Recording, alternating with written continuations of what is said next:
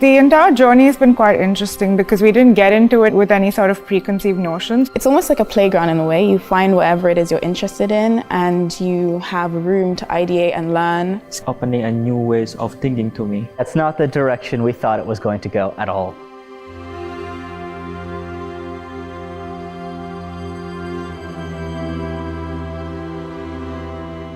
The Grand Challenge has been running for 5 years now in the School of Design.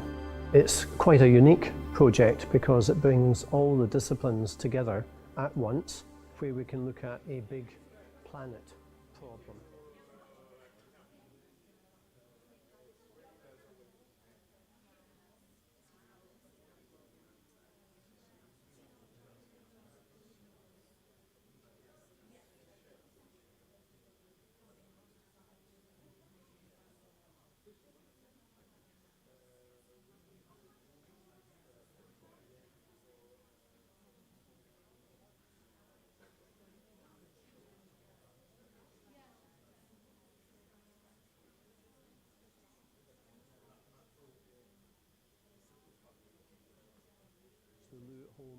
It's this landscape that we take for granted, but this is producing a real cause and effect, and that cause and effect is not seen.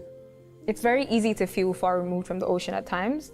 Like there's a sense of diminished responsibility. I think I also felt that way. Finding those connections is important. If you look at it chemically, every water molecule is connected through chemical bonds to each other. So, everything from here to the ocean to rivers in America or in Asia, they're all connected. The goal of the Grand Challenge is to support action and behavior change among the residents and organizations around London. We want to raise awareness, but more than that, make sure people feel empowered to do something to protect their cities and the ocean. Our entire project revolved around being able to foster a more stronger relationship between the community and their environment, which is the river and the oceans around them. I think our entire idea is based on trying to give people agency. We're inspiring more of an emotional change than a physical one. Students are working with people they've never worked with before, with disciplines they've never worked with before. It's a fantastic opportunity for them to bring all the skill sets and work together in solving the brief. This is Habitat, a biodegradable salmon bone-based structure that provides shelter and spawning grounds for freshwater migratory fish in rivers. We collected pigeon poo and then converted it into a material that will be used to filter out heavy metals in rivers. A lot of people did stop us and ask us what the project was about and what we were doing. We saw children running around the wetlands, and we realized that one of the ways children explore is through the sense of taste.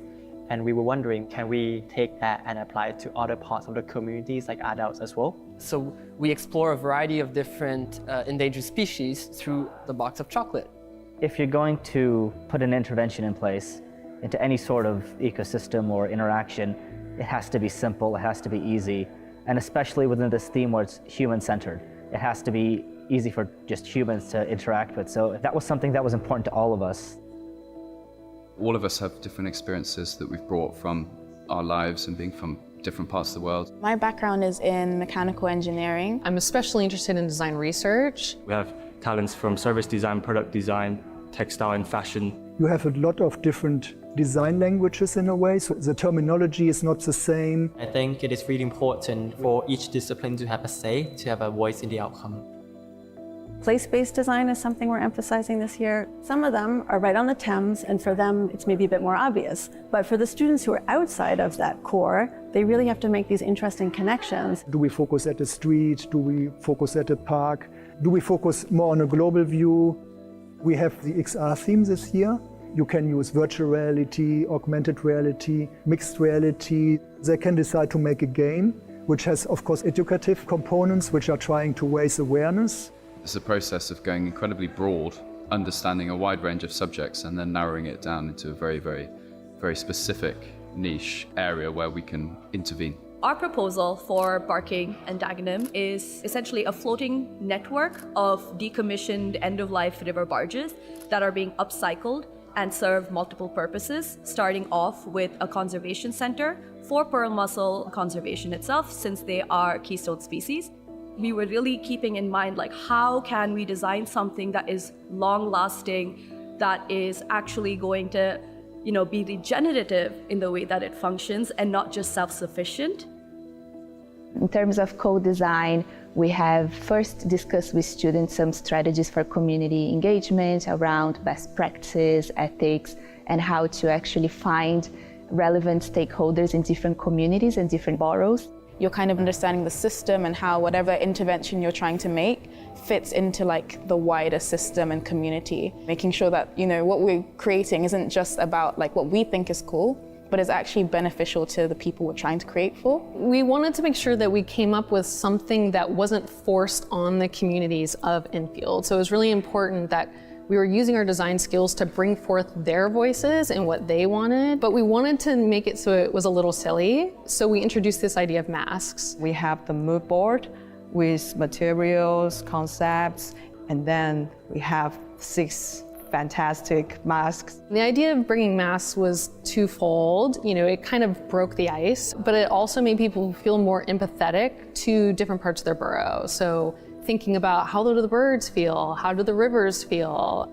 There's a lot more pollution now. So we fly a long way and we fish out little fish. They felt like they could walk away from this experience, and when they encounter a duck, a river, or whatever it is, that they think more from their perspective. So there are some lingering effects. The NEMO project is a new economic model for world's oceans. And we're working with partners like the National Oceanographic Centre in Southampton. We're working with SSI, Sustainable Shipping Initiative. And as a decade implementing partner with UNESCO, we're working with them and other partners around the world. So our students have a really important role to play.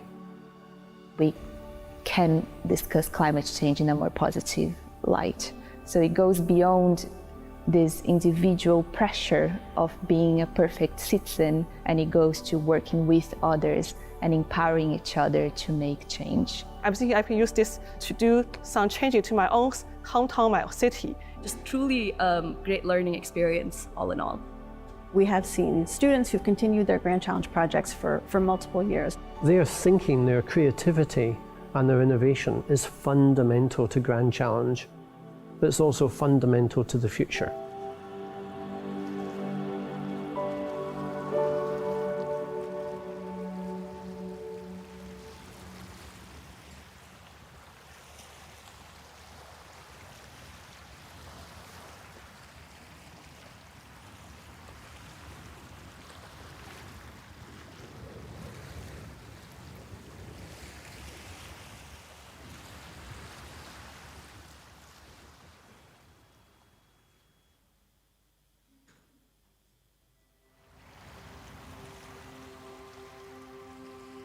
The entire journey has been quite interesting because we didn't get into it with any sort of preconceived notions. It's almost like a playground in a way. You find whatever it is you're interested in and you...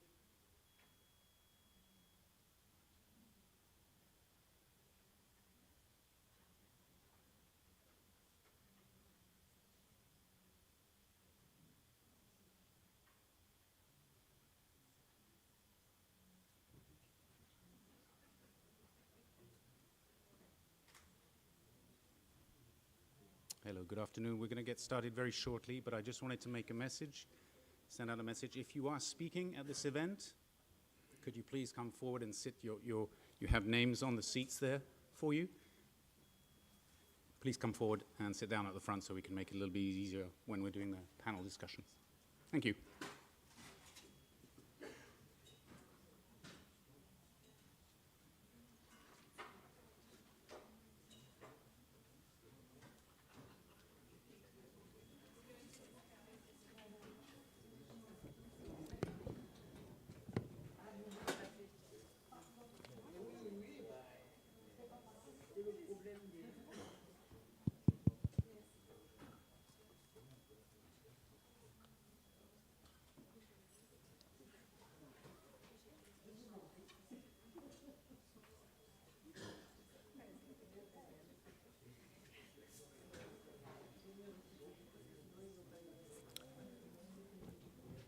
Good afternoon, ladies and gentlemen. Thanks a lot for attending the Cities with the Ocean satellite event today. This event will take us deep into the connections between ocean science, coastal cities and ports, and we will reflect on how to strengthen this connection and build on the ocean decade to increase the way the ocean can contribute to the sustainable development of coastal territories. Without further ado, it is my pleasure today to leave the floor to Mr. Vidar Helgesen, the Executive Secretary of the Intergovernmental Oceanographic Commission of UNESCO, to deliver the introduction to this event. Mr. Helgesen, please.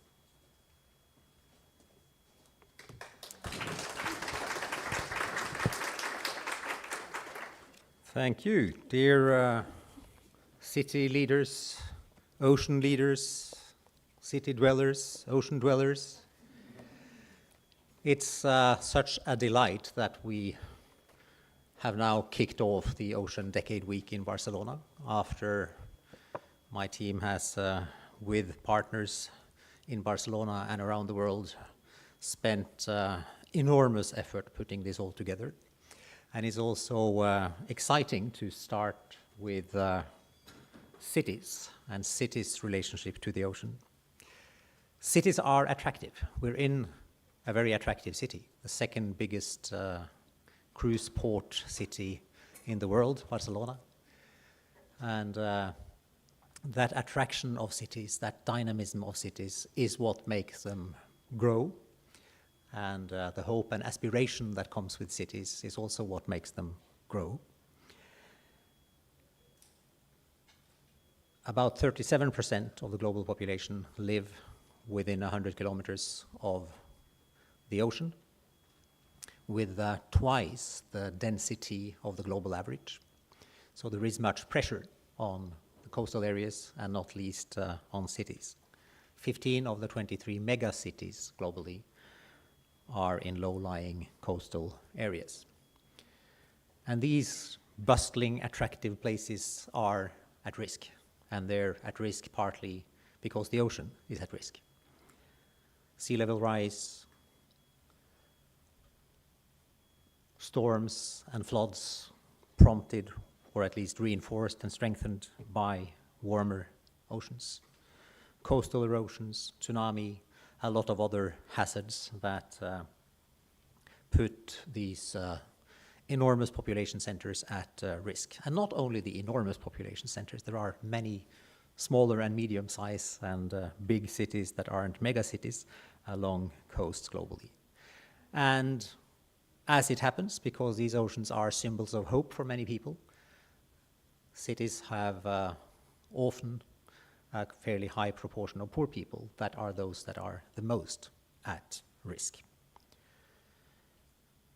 As many of us know, the ocean has a lot of capacity to mitigate problems, mitigate disasters, but many of the mitigating factors that the ocean ecosystems provide have been destroyed in the development of these coastal areas and population centers. So we're at a stage where new thinking is necessary when it comes to the relationship between cities and the ocean. And there's hope in the fact that that cities are actually hubs of dynamism and innovation. It's a place of a lot of innovative spirit and places where we can work together to find the solutions we need to adapt and build resilience. So what we need is knowledge and engagement.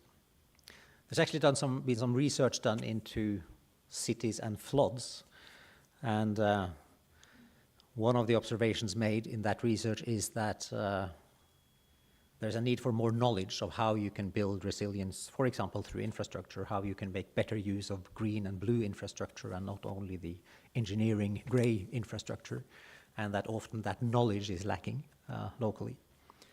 And another key conclusion from that research is that you need engagement. You need industry, decision makers, communities to work together. You need to tap into the wisdom of those who live and have lived in cities for a long time to make the right decisions. So knowledge and engagement. That's actually also what the Ocean Decade is about. It's about generating knowledge, but not only to generate knowledge for its own sake, but for the ocean we want and the sustainable development that the planet needs. So cities with the ocean cities, have a critical role to play in contributing to that knowledge and that engagement that we want with the Ocean Decade. And we've seen that in the preparations of this decade, Ocean Decade program. A platform has been developed, a call to action has been developed, a shared vision has been developed on how cities can continue benefiting from oceans and contribute to restoring oceans in order to benefit even more going forward. I'd like to thank the working group or the scoping group that has been working to prepare the agenda for Cities with the Ocean, not least Basil Angaga from Mombasa and Marco Talone from Barcelona, who have been the co-chairs of this work. They have demonstrated through this process that we can create engagement, we can bring people together, and tap into all those experiences that cities and ports and city activity entail. And that engagement, those partnerships, is what we need going forward as well. And this is therefore a start of a process that will hopefully bring more cities on board, more ocean scientists on board in that critical partnership and engagement. Let me thank our partners in organizing this event as well. Our host institution, Institute de Ciências del Mar, Motion for Ocean, and the Brazilian Ocean Literacy Alliance that have been critical partners in this event. I wish you an event and a process going forward with this decade program of knowledge and engagement and a lot of learning over the next couple of hours. Thank you very much.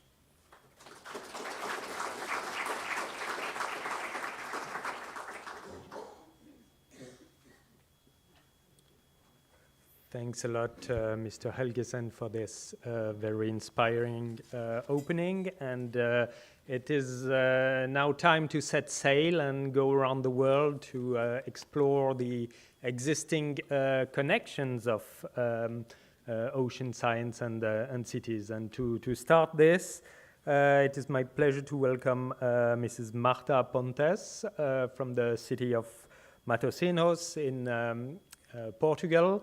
As the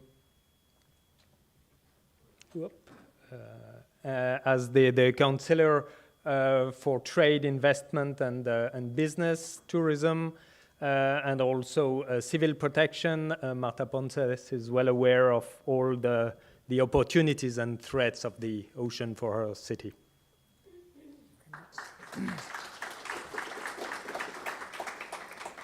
Thank you very much. First of all, we would like to say thank you for the invitation, not only to be present at this event, but for all the work that we have been doing in the scoping group, which has been very important. I thank Oliver because Olivier is the soul of the work, and we have been working, sharing and learning, which in fact is the reason why I think we are all here, being technical or political, sharing nowadays what we have been doing and inspiring each other is the main goal for us to be here. Matosinhos is in Portugal. It is a city with 15 kilometers of coastline, of which 90% is covered by beaches, and the rest occupied by the second largest shipping port of Portugal, which integrates cargo transportation, fishing port, cruises, and also a marina. It is a city with an economic and cultural history connected since the early times to the sea. Through its fishing history, fresh fish markets, cannery industry, port activity, tourism, and that, nowadays, affirms itself as one of the most broader and complete reference on blue economy in Portugal, and I believe not only in Portugal. Climate change led the city to understand the necessity of comprehending the coastline evolution. To achieve that, we did a cartographic research since 1944, comparing it every 10 years until this present year that we are still doing it. Through such a research, and with the help of the Municipal Geographic Information System, we were able to understand where we have coastal gains or losses, therefore defining the zones of vulnerability or risk. With the help of a vast network of more than 2,000 researchers from the University of Porto, working on Matosinhos CIMAR installation and dedicated only to marine ecosystem, we are conducting studies on sediments and nature-based solutions to minimize the impact of coastal overtopping, therefore protecting our communities. In this compensation of sediments, especially on the areas that have been most affected, we are trying to have the process being done exclusively with elements of our own ecosystem, making the less impact possible on biodiversity. Still with CIMAR, this research center of University of Porto, we are now integrating the ocean, its flora, in the strategy for carbon neutrality, defined in the 2030 agenda, mapping the sources of capture and storage of carbon in the ocean. Matosinhos has already reached the proposed goal for 2030, working now on anticipating the goals for 2050.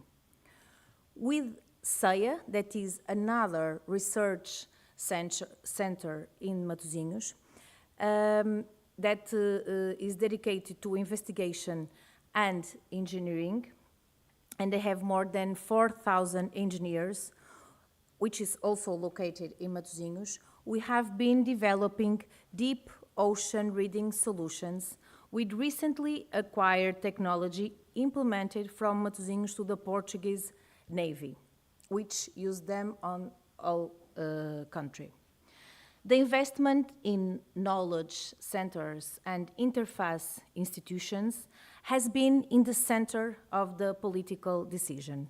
As for 2024, we are expecting the beginning of the constructions of one more research unit with a budget of 12 million euros.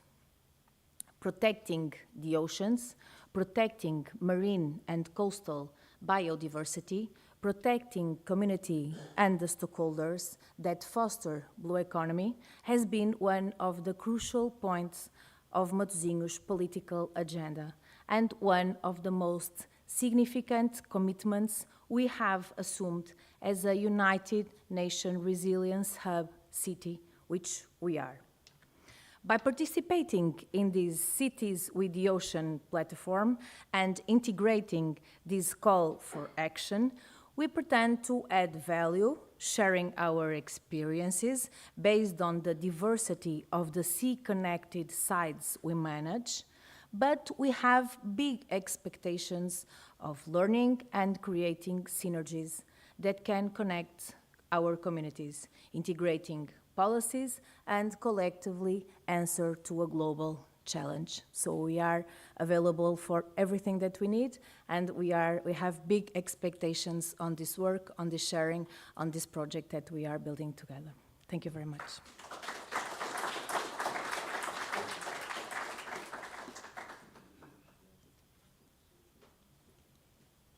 Thank you very much, Mrs. Pontes. Now I'd like to invite Mrs. Zhang Wei to join the scene. As the Executive Director of the Ocean Decade International Cooperation Center and Qingdao Working Group on Cities with the Ocean Platform, Mrs. Wei will tell us how Qingdao carried out 8 major marine actions to create Ocean Decade best practices. Thank you.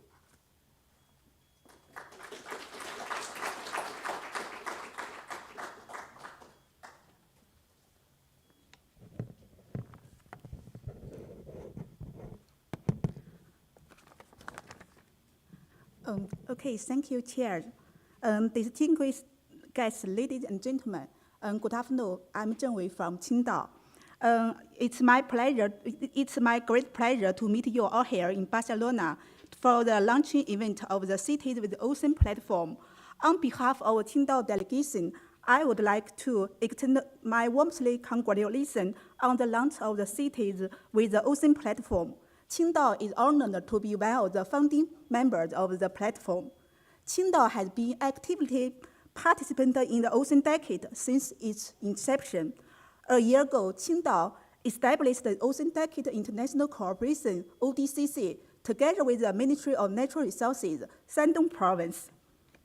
It has been providing a platform for exchange and cooperation among government bodies, international organizations, ocean-related research institutes, and other stakeholders to promote the in-depth integration of marine science with comprehensive governance, and ultimately to catalyze the transformative science solution for sustainable development.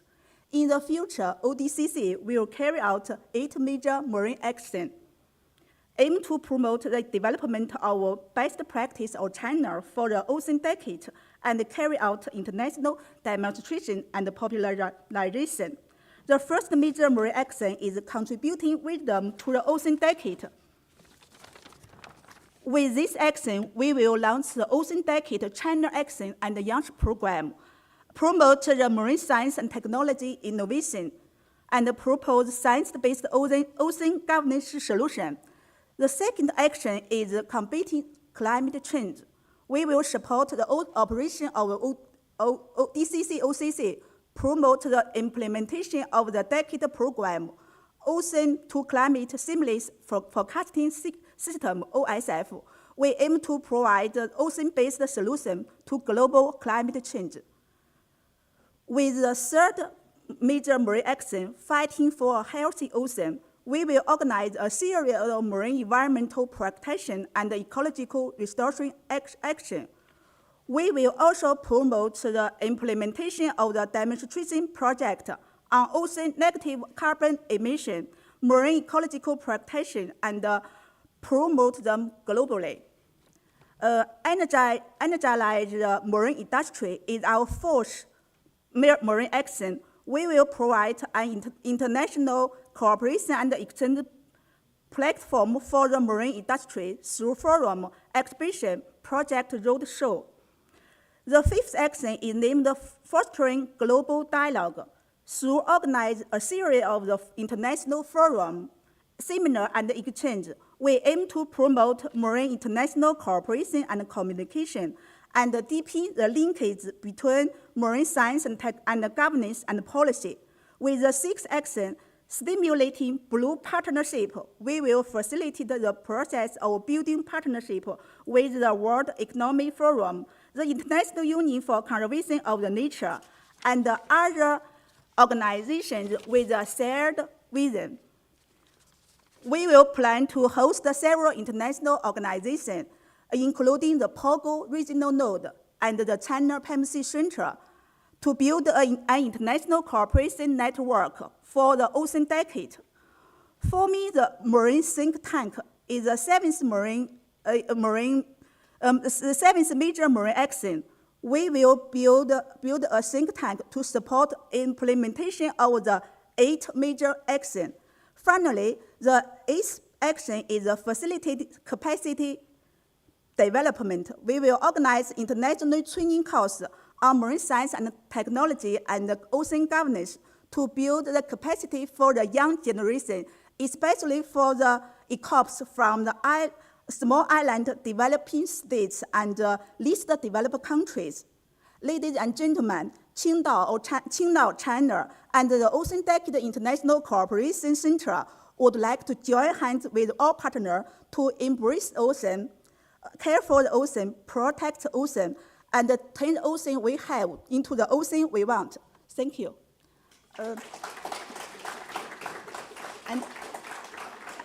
And we also play a video on how Qingdao engaged in the Ocean Decade. Yes, let's watch the video together.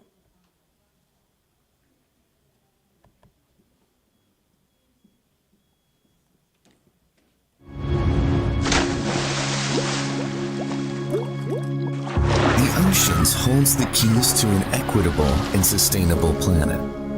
Launched in January 2021, the United Nations Decade of Ocean Science for Sustainable Development, 2021 to 2030, triggers a revolution in ocean science across the world. Qingdao, the gem on China's coastline, sparkles as a beacon of marine science and technological progress with endless prospects.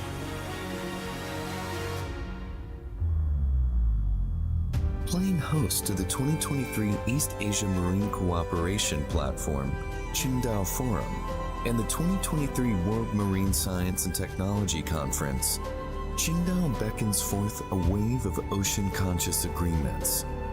Anchored by initiatives such as the Ocean Decade International Cooperation Center, Decade Collaborative Center on Ocean Climate Nexus and Coordination amongst Decade implementing partners in PR China, and the Ocean Decade Cities with the Ocean platform, Qingdao magnetizes an ever-growing assembly of blue partnerships. In Qingdao, the marine economy flourishes. Marine science and technology thrive, and efforts to protect marine ecosystems intensify, bolstered by a burgeoning array of oceanic initiatives. With the 8 major marine actions, Qingdao is steering the course of comprehensive marine collaboration and demonstrating best practices for the Ocean Decade. This movement echoes Qingdao's call for the Ocean Decade, showcasing its resolve to foster a maritime community with a shared future. Bound by a shared future, we are committed to wholeheartedly delivering the science we need for the ocean we want.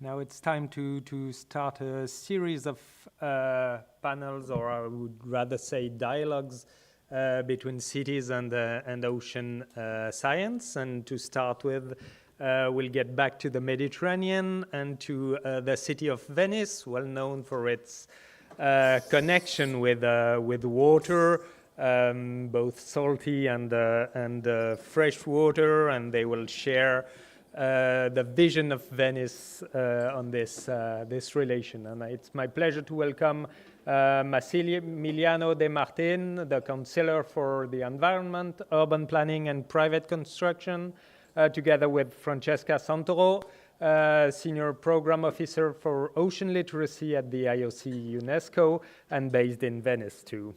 Thank you.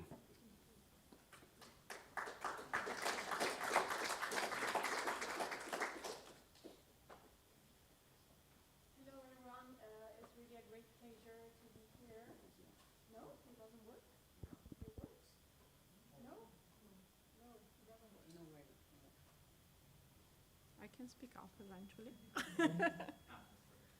Works now? Yeah. Yes. So it's a great pleasure to be here. Thanks to Olivier for the invitation and to be here with the Councillor for the Environment of the City of Venice, but also seeing old friends because we organized a summer school with the city of Matosinhos, and we also brought our ocean and climate village to Qingdao. So it's a kind of connection already existing, and probably the thread is ocean literacy here. So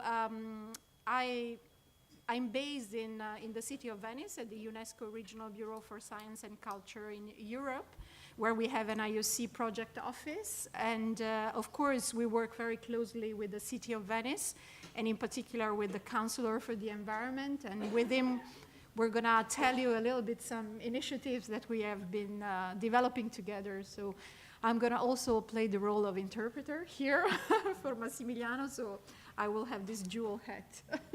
Grazie Francesca. Attraverso la mia voce innanzitutto porto il saluto della città di Venezia a tutti voi e ringraziamo anche per l'invito. So through myself here, I'm bringing all the wishes from the city of Venice and to all of you. Non preoccupatevi, rimarrò nei tempi, quindi so già che deve la metà del tempo dedicarla a Francesca alla traduzione, quindi sarò sintetico. So I know that I have to stay in the minutes that were given to me, so I'm going to speak half of the time of the rest of the colleagues to allow for the translation. Potrebbe sembrare facile parlare della città di Venezia perché tutti la conosciamo dal punto di vista romantico, poi quando invece la si affronta dal punto di vista conoscitivo è una città molto complessa. So it might seem easy to talk about Venice because everybody knows about Venice. We have all images about the city, but when we start talking about the problems and the issues of the city, it's really a very complex environment and a lot of things that are interacting with each other. È una grande città per la sua storia, per la sua cultura, per i suoi saperi, ma dal punto di vista urbanistico-amministrativo è molto piccola. So it's a big city for the history, for the cultural heritage, but actually the actual space that it covers is quite limited. Allora voglio far chiarezza su un punto di vista. Quando si parla di Venezia, spesso e volentieri chi viene in città pensa a Venezia e guarda verso il mare. I want to start by saying something very important, that all the people that are coming to Venice, they are in the city, but they look towards the sea. Per questo motivo è stato progettato e è stata realizzata l'opera di ingegneria idraulica più grande al mondo che si chiama Mose. For this reason, in Venice, we have the biggest engineering infrastructure of the world. It's a dam that defends the city of Venice from sea level rise, and its name is Mose. 74 paratie mobili che sono state pensate, progettate e realizzate perché devono avere una continuità di funzionamento per minimo 100 anni. So this engineering work has been designed in order to last for more than 100 years, 100 anni? Sì. 100 years. Però se guardiamo alle spalle della città ci dimentichiamo di un altro pericolo che sono i fiumi.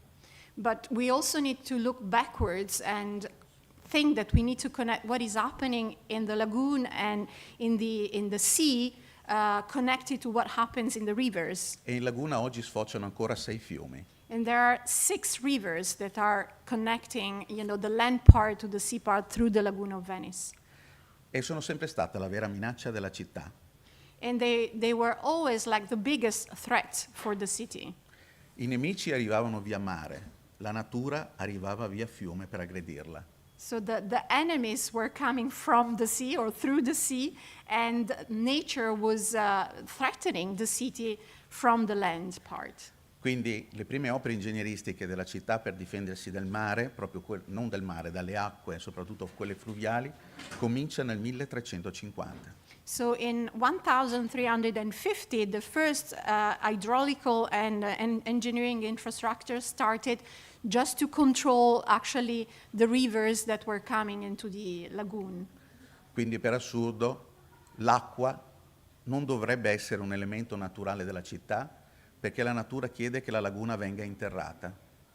So it's a paradox, but the rivers were bringing all the sediment into the lagoon, and so they were threatening the lagoon to actually become all land part.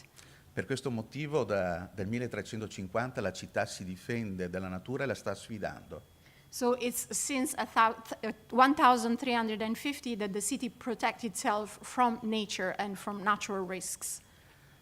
Queste poche parole per dirvi anche solo due dati, perché poi entriamo invece nell'aspetto quello importante, quello educativo e formativo. So I thought you wanted to continue. Non abbiamo il copione, parliamo a braccio.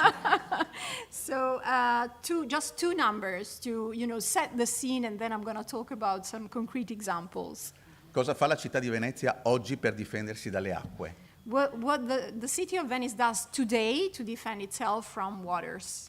Sta investendo più di 100 milioni di euro per difendersi proprio dai fiumi della terraferma. Se vogliamo difendere la città, bisogna pensare a investire e progettare nella terraferma.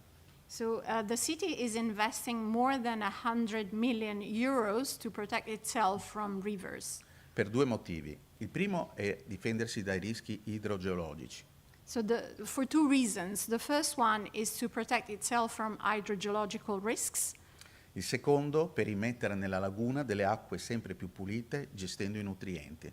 And the second one is to make sure that the inputs into the lagoon is cleaner and with less nutrients than possible.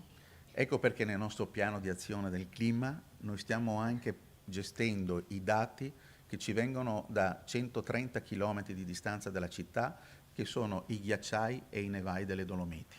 That's why into the climate adaptation plan of the city of Venice, we are including data coming from 130 kilometers from the city itself, so from the mountains, because we are well aware that we need to have this integrated and holistic approach to water management. Questi 100 milioni servono proprio per gestire le acque e per mettere in sicurezza il territorio. So these 100 million euros are invested to protect the city of Venice from hydrological risks. Quindi in sintesi, MOSE, interventi di opere di ingegneria idraulica a terraferma, gestiamo l'innalzamento dei mari e l'innalzamento anche dei sedimenti della laguna. So in a nutshell, there is MOSE, which is this hydrological, huge hydrological engineering work that protects the city of Venice from sea level rise, so seaward, and also 100 million euros invested in the land part from the rivers to the city. Ora, oggi, i progetti più attuali invece che riusciamo a fare dal punto di vista metodologico, educativo, riusciamo a farli proprio con dei partner come UNESCO. Nowadays, the most operational and concrete and educational activities that we are putting in place in the city of Venice are being done with partners like UNESCO. Da 3 anni stiamo lavorando in montagna, 2000 metri di altezza, per 3 giorni, proprio per parlare della qualità dell'acqua, dalle sorgenti alle foci. It's been 3 years that we started to work together on the idea of organizing a workshop that we call From the Source to the Sea. So we organized this workshop together in the mountains, in the Dolomites, in the Alps, to talk about what is happening in the lagoon and in the sea. Assieme anche al Consiglio Nazionale delle Ricerche. Together with the Italian National Council of Research. E l'anno scorso per la prima volta anche il Gran Teatro La Fenice. And also with the lyric theater of the city of Venice, La Fenice. Pensiamo che le politiche ambientali passino anche attraverso la conoscenza dell'arte e della cultura. So we think that environmental policies can also be developed through art and through culture. Al Galassi il Gran Teatro La Fenice mi ha fatto pensare il soprintendente quando mi ha detto: ma tu sai quante volte la nostra orchestra ripercorre il suono dell'acqua, dalle grandine alle tempeste, al ruscello, al mare mosso, al mare fermo, alle tempeste. So the president of the foundation of the theater made me think, do you know how many times we actually reproduce with music and with instruments all the sounds of water? E così anche i testi delle parole delle opere ripercorrono anche molte condizioni ambientali dei secoli passati. And even the words of the operas are talking about environmental topics. Quindi l'ambiente non è solo materia scientifica, ma è materia che ha espresso un tema che ha sempre espresso le possibilità alle persone di esprimere le loro arti. So environmental issues are not only a scientific topic, but also a cultural, artistic topic. And this is a good way for letting everybody express what they think about those topics. Quindi in questo caso il Gran Teatro La Fenice con il suo coro ha suonato e cantato in rifugio temi che riguardavano l'acqua. So in last year, the choir of the theater, they came up in the mountain to sing a song about water and environmental issues in the mountain. Poi un altro progetto bellissimo è quello che stiamo portando avanti con UNESCO e il gruppo Prada, l'asilo della laguna. Another project that we are implementing in the city of Venice is done with UNESCO and with the Prada Group, and is called the Kindergarten of the Lagoon. Abbiamo capito che i nostri bambini, sia quelli dell'isola, del centro storico delle isole, della terraferma, non conoscono il loro territorio. We realized that the kids, both the kids living in the city and those living in the mainland, were not knowing actually their environment. Genitori e famiglie che non hanno mai accompagnato i bambini a scoprire la nostra città dal punto di vista ambientale. So families, parents that never brought their kids to know better their natural environment. Quindi grazie a UNESCO e il gruppo Prada è stato creato un percorso metodologico didattico e formativo non solo per i bambini ma anche per gli insegnanti. So through the help of UNESCO and the Prada Group, we were able to create a training, a capacity development program, not only for the kids, but also for the teachers and for the families. E questa è stata un'occasione, soprattutto per i bambini, di parlare a casa della propria città. And so the kids that were learning in the field about their lagoon and their environment were then bringing back what they learned to their families, their parents, and their relatives.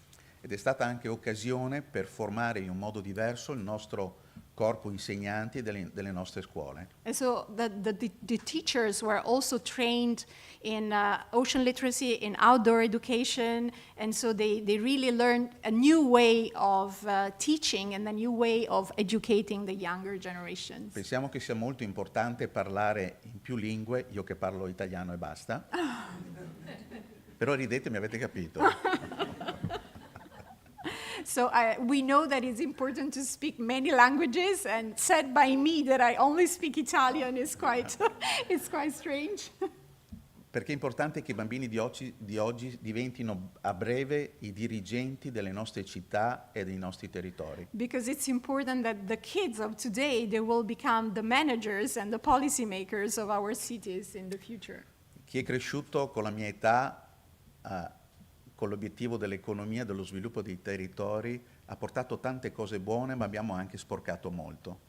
People of my generation were, where we were raised in thinking more about economic development. So we brought some good economic development, but we also brought some problems and environmental issues. È importante che oggi noi riusciamo a capire che abbiamo anche la responsabilità di pulire e di far crescere delle persone che rispettino un po' più del territorio rispetto a noi. And therefore, it's now our responsibility to help the new generations to change the way in which they behave and in the way in which they protect and take care of their environment. Ho promesso che sarei rimasto nei tempi, quindi vorrei dirvi tantissime altre cose, però il tempo è questo. Vi auguro una cosa, di poter venire a trovare la nostra città al più presto, nel più breve tempo possibile. I would like to say many more other things, but I know I have to stay in the minutes that were given to me. So to conclude, I just would like to invite you all to come to Venice. And I add also my invitation to come to Venice and to see the work that we are doing together, especially with this kindergarten of the lagoon, is 3 to 5 years old kids that we bring every Thursday, every Wednesday and Thursday in the nature to learn about their environment and also about their culture and their tradition. Sembra che non abbia capito, ma la seguo, mi ha tradotto di più di quello che io so it seems that I don't know what she's saying, but I know she's saying more than I said. Confermo quello che ha detto lei. But I confirm what she said. Però se venite vi auguro una cosa che potrebbe apparire brutta per come ve l'auguro, ma così non è. I'm telling you something which might sound strange, but it's not like that. Se venite in città l'augurio più bello che vi posso fare è perdervi. So the best wish I can tell you if you come to Venice is to get lost. E se riuscite tornate nel vostro hotel, nella vostra casa, ma senza GPS. And you need to go back to your hotel or apartment that you rented without using your GPS. Scoprirete cose fantastiche che nessuna guida vi farà vedere. You will find out amazing things that there's no guide or no book, no GPS that can tell Ho fatto you marketing territoriale. about Venice. Is territorial marketing.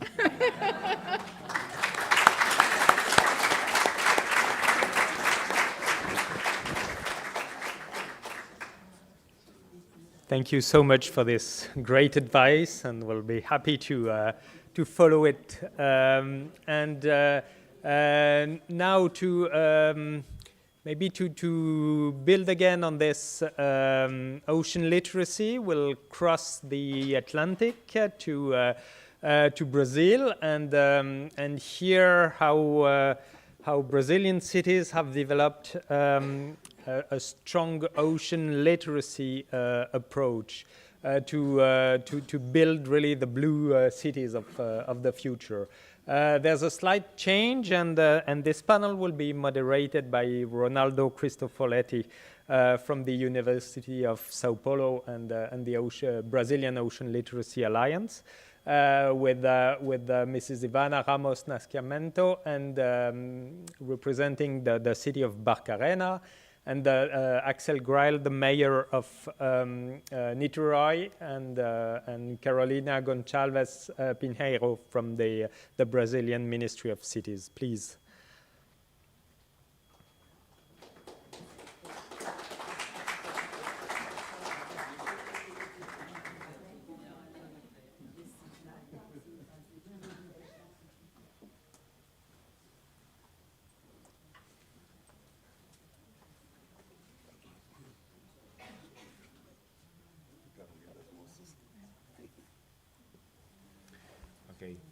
Hello, everyone. So I'm Ronaldo Cristofoletti. I'm replacing Keiko. I'm from the Federal University of São Paulo, and also the chair of the group of experts in ocean literacy for the IOC UNESCO. So it's a huge pleasure to be here with my colleagues. We also will be short. We will split the conversation, but just to let you know where our history come on this in Brazil. So with the beginning of the ocean decade, and understand that while all the decisions are taken globally, is locally and at the cities that everything happens. So that's why the importance of the City of the Ocean platform. Congratulations, Olivier and all the team in IOC. We have created and also understanding that for governments, most of them, they do not really understand sometimes their relationship with the ocean, but they have the power in their hands. So that is the basics of the ocean literacy. So we created the Brazilian Ocean Literacy Alliance. This alliance links governments from municipalities, states, and private sectors, especially ports, for them to understand what is their role for ocean sustainability. It was created in 2021. And we have had some steps of that led, for example, for Brazil having at the moment 19 laws for ocean literacy for schools in 19 cities and 3 states. But also last year in COP, we launched the Building Blue Cities document. There was a document to support different secretaries within a city. What could they do for sustainability? And here we have a few examples of this, considering our scale of our country as the size of Brazil that has more than 5,500 cities in the country. So how can we lead with that diversity? So to start that, we go for the Amazon. So I will invite the Secretary, Ivana Ramos Nascimento. And just for you to understand, Barcarena is a city that is next to Belém, where COP30 will happen next year. So it's in the Pará states, and is in the forest. And that will be a nice story, because although they have a port, at some moment, they did not understand they were related to the ocean, because they are in the Amazon River, and they are in the forest. So I will ask the secretary, and I also will work as interpreter here for her to bring her experience. Secretária, por favor. Boa tarde a todas e a todos. Eu não falo inglês, que nem Maximiliano, né? Mas entendi perfeitamente que eu sou uma mulher da floresta. So she said that, hello everyone. She doesn't speak English as Maximiliano, but she understood by what I was saying that she's the woman from the forest. Sou de Barcarena, uma cidade costeira estuarina, que fica na transição entre o Rio Amazonas e o Oceano Atlântico. So Barcarena, she's from Barcarena, the city that is in the estuarine zone, considering the estuary of Amazon, okay, so it's very large. So in the transition from the Amazon River to the ocean. Diante disso, nós estamos suscetíveis à alteração do nível do mar. E diante disso também, Barcarena resolveu assinar diversos temas globais como propósito de governança. So, due to be in this transition zone, they are affected by a lot of impacts from climate change, and so they have been accepting to sign many agreements globally for sustainability and climate resilience. Para vocês imaginarem, da cidade de onde venho, uma grande maioria da população só conhece o Oceano Marrom e tem ideia do que é o oceano multicolorido que existe no mundo. So to have one idea from where she comes, the city, the population in the city, their ocean is brown. The ocean that we use in our photos, multicolor, green, blue, they only see in photos, because where she lives, it's brown. Ao entender a necessidade e acreditar na importância da década do oceano, a Secretaria de Educação assumiu o papel de fazer essa conexão entre o munícipe e a cultura oceânica. So when the UN Ocean Decade was launched, the government understood the importance for bringing the ocean, and so the Secretary of Education assumed the position to bring the ocean literacy for the society. Com isso, nós começamos a discutir cultura oceânica num contexto amazônico, diferente do que é a cultura oceânica no contexto mundial. E aderimos 100% à nossa rede ao projeto de Escola Azul. So based on that, they started to work ocean literacy in their reality, the Amazon River reality. And as first step, and here I'll make an addition from me, was the first city in Brazil and actually in the world that added 100% of their schools in the Blue Schools network. Onde assim podemos juntar conceitos como cultura oceânica, resiliência e cidadania responsável. So in that, they are working together ocean literacy, citizenship, and climate resilience. Yeah. Sorry.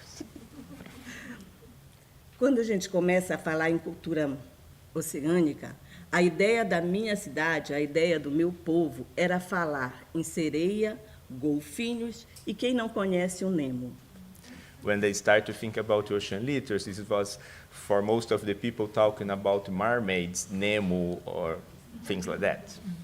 Hoje, depois de algum tempo, a gente tem a certeza de estar fazendo o trabalho correto. Nowadays, they are sure they are doing the right thing. Porque nossos alunos são capazes de discutir e de entender o conceito e a importância do oceano nas nossas vidas. Because now the students in their schools are able to understand and discuss the importance of the ocean in their reality. Somos uma pequena estrela no norte do Brasil, na Amazônia, mas acreditamos que é através do cooperativismo que chegaremos a essa solução. They are a small star in the heart of the Amazon in the north of Brazil, but they believe that with the collaboration that they can achieve the change that is needed. E, finalmente, quero agradecer o convite de Olivier, do COI e Unesco, em participar dessa construção da ideia da plataforma, que nos parece ser de extrema importância para garantir essa aproximação tão necessária entre as cidades costeiras.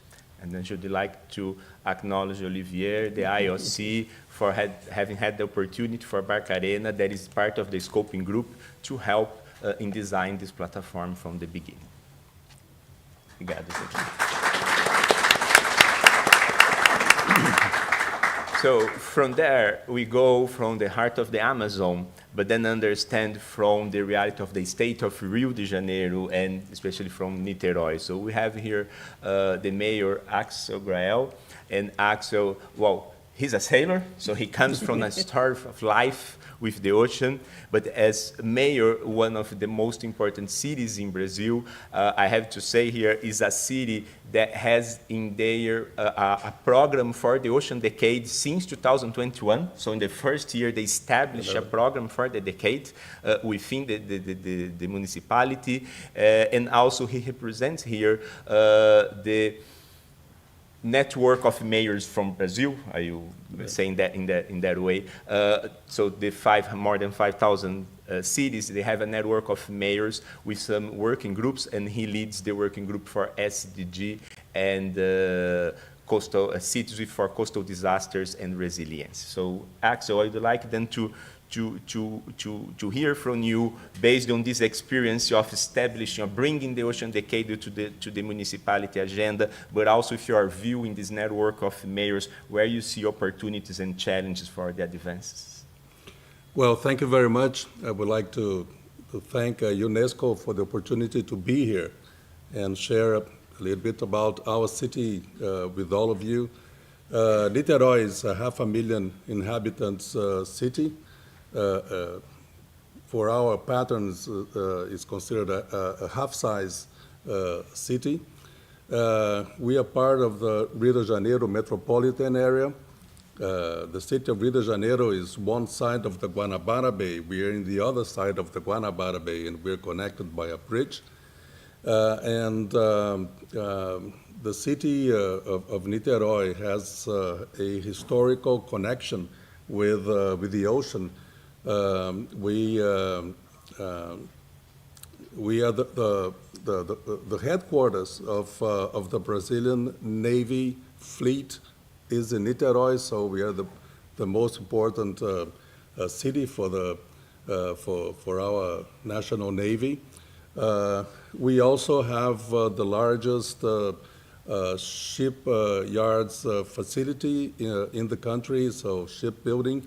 And one of the first industries in the country was exactly a shipyard in Niterói. We also have a very strong connection with the water on our everyday life, because 8% of our population goes across on a ferry every day to Rio de Janeiro for work. We also have the largest university in Brazil in number of students, and many of the activities are connected to the ocean. We have out in the ocean, in front of the city of Niterói, we have a large oil production. So 40% of our budget income comes from oil royalties. So it's very important in our economy too. For many reasons, we are very connected to the ocean. As Cristoforetti said, we are a city with a long sailing tradition with 10 Olympic medals. we have many connections with the ocean. We also have we're the second largest fishing city in the country, and we decided to connect the ocean management, along our shore into the urban planning of the city. So our city master plan goes beyond our coast and connects the management of the sea ahead of us into our management and into our responsibilities. There was an agreement that was made that half of the Guanabara Bay, we divided the Guanabara Bay with the city of Rio de Janeiro, and so because most of the ships that are there for repair and for other logistics. Before, all the taxes were being paid to Rio, and now it's shared with our business, offshore business. So we also have a protected area in the ocean. That it was protected by the state government, but it covers a large part of our coastline, and it's important because it protects traditional fishing activities. So this is also important. As the ship business is so important to Niterói, we decided to invest with our own funding on the dredging of the port of Niterói, and that makes feasible to have a fishing port that was built but was never used because the fishing boats could never reach that place. So it now it's going to be running, which is going to be very important for our economy. So that's basically how we are connected to the ocean. As Professor Cristofoletti said, I'm also the coordinator of this commission from the Brazilian Mayors Association, related to of cities with climate threats. So we share experiences and we try to lobby for new regulations to prevent like landslides and floods and things like that. It's a very strong issue right now because we've been having one event after the other, and each event stronger, and many lives have been lost in many cities. That happened to the city of Niterói some years ago in 2010. We had heavy rain with a landslide that killed more than 100 people. So this is becoming very it's a big concern in our country. So this is also what we're doing. So again, just in short, that's what I would like to present to you to begin with. So thank you. Thank you, Axel, and thanks for bringing us one of these examples, as you saw from the Amazon and the other knowledges, but also seeing almost all the Ocean Decades challenges in his speech, seen by the view of a mayor and how to lead that.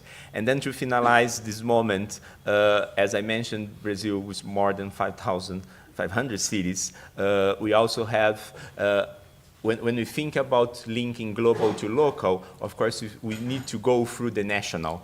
And we have we are happy to have a Ministry of Cities in Brazil. And here we have Carolina Pinheiro representing the Ministry of Cities. So I would ask Carolina to tell about their job and how they see this link from the global to local in a ministry. Thank you, Carolina. Thank you, Ronaldo. I will read, otherwise I won't keep my time, and Ronaldo will be mad at me. So, Brazil has reestablished the principles and traditions of our development policy, such as the commitment to dialogue and multilateralism and the promotion of sustainable development and social justice.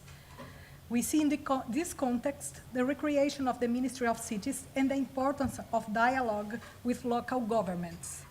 The Ministry of Cities is responsible for public policies on urban development and planification of urban territory, housing, urban mobility, and environmental sanitation, which in Brazil includes water supply, sewage, urban cleaning, and rainwater drainage, and garbage management.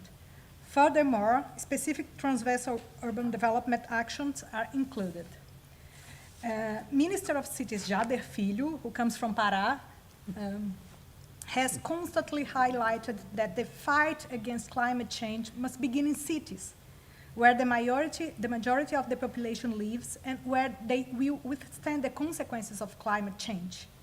Statistics in Brazil reveal the gigantic dimensions of urban reality. More than 124 million people live in urban areas, which highlights the needs to focus efforts on urban environment development, including coastal cities and their peculiarities. All cities face the challenge to build ecologically sustainable approach, so as to reinforce the resilience as well as to contribute to environmental preservation in order to better adapt to climate change. In this context, we have the importance of global agendas, such as the Alliance, in order to rethink the urban planning of coastal cities and to include the oceanic dimension in the adaptation process of our coastal cities. Global agendas such as the Ocean Decade Alliance and its 10 challenges are extremely important as they discuss challenges with different actors and international experts and plan how to face them. These agendas also highlight challenges to public opinion and place them in the daily routine of we public managers, broadly institutionalizing the management of issues related to ocean health, which is of course a problem that affects the entire planet. From the Ministry of Cities part, we have been increasingly attentive to these agendas. In its structure, the ministry has 2 transversal national secretariats working together with local governments on issues directly linked to adaptation and resilience to climate change. The National Secretariat for Urban and Metropolitan Development, through the Department of Adaptation of Cities for Climate Transition and Digital Transformation, and the National Secretariat for Peripheries, which is an innovation in Brazil. It's the first time we have a specific National Secretariat for peripheric areas. It's like slums in Brazil. We use this term peripheric, which does not make justice to what it means in English. Through the Department of Risk Mitigation and Prevention.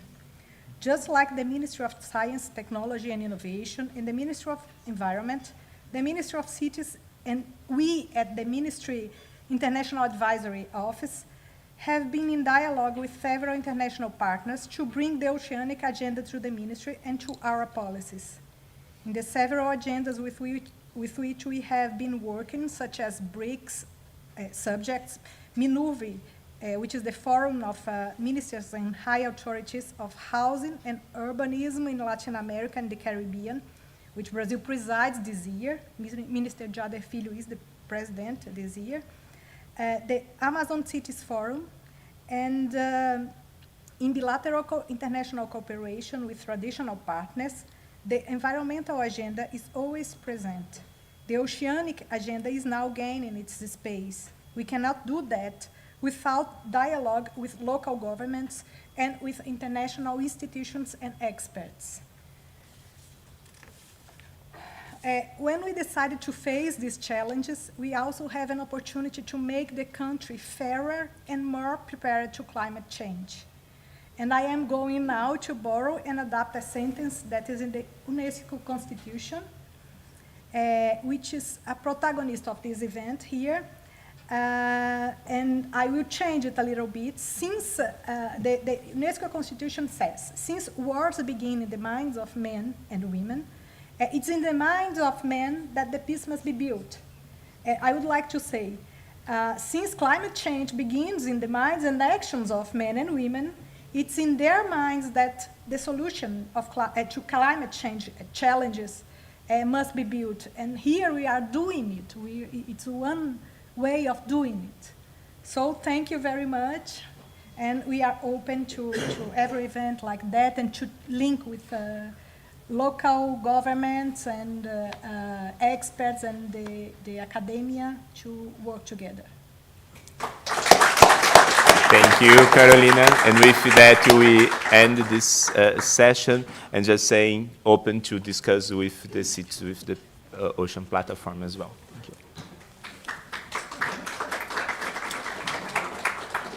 Thank you very much for your contribution and these great synergies across Brazil at city and national level.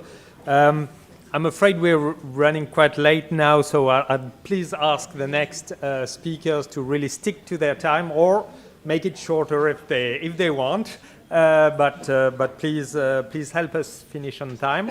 It's now my pleasure to switch to the Ocean Cities Network, a great initiative that started here at ICM, and that will be introduced to you by Josep Luis Pellegri.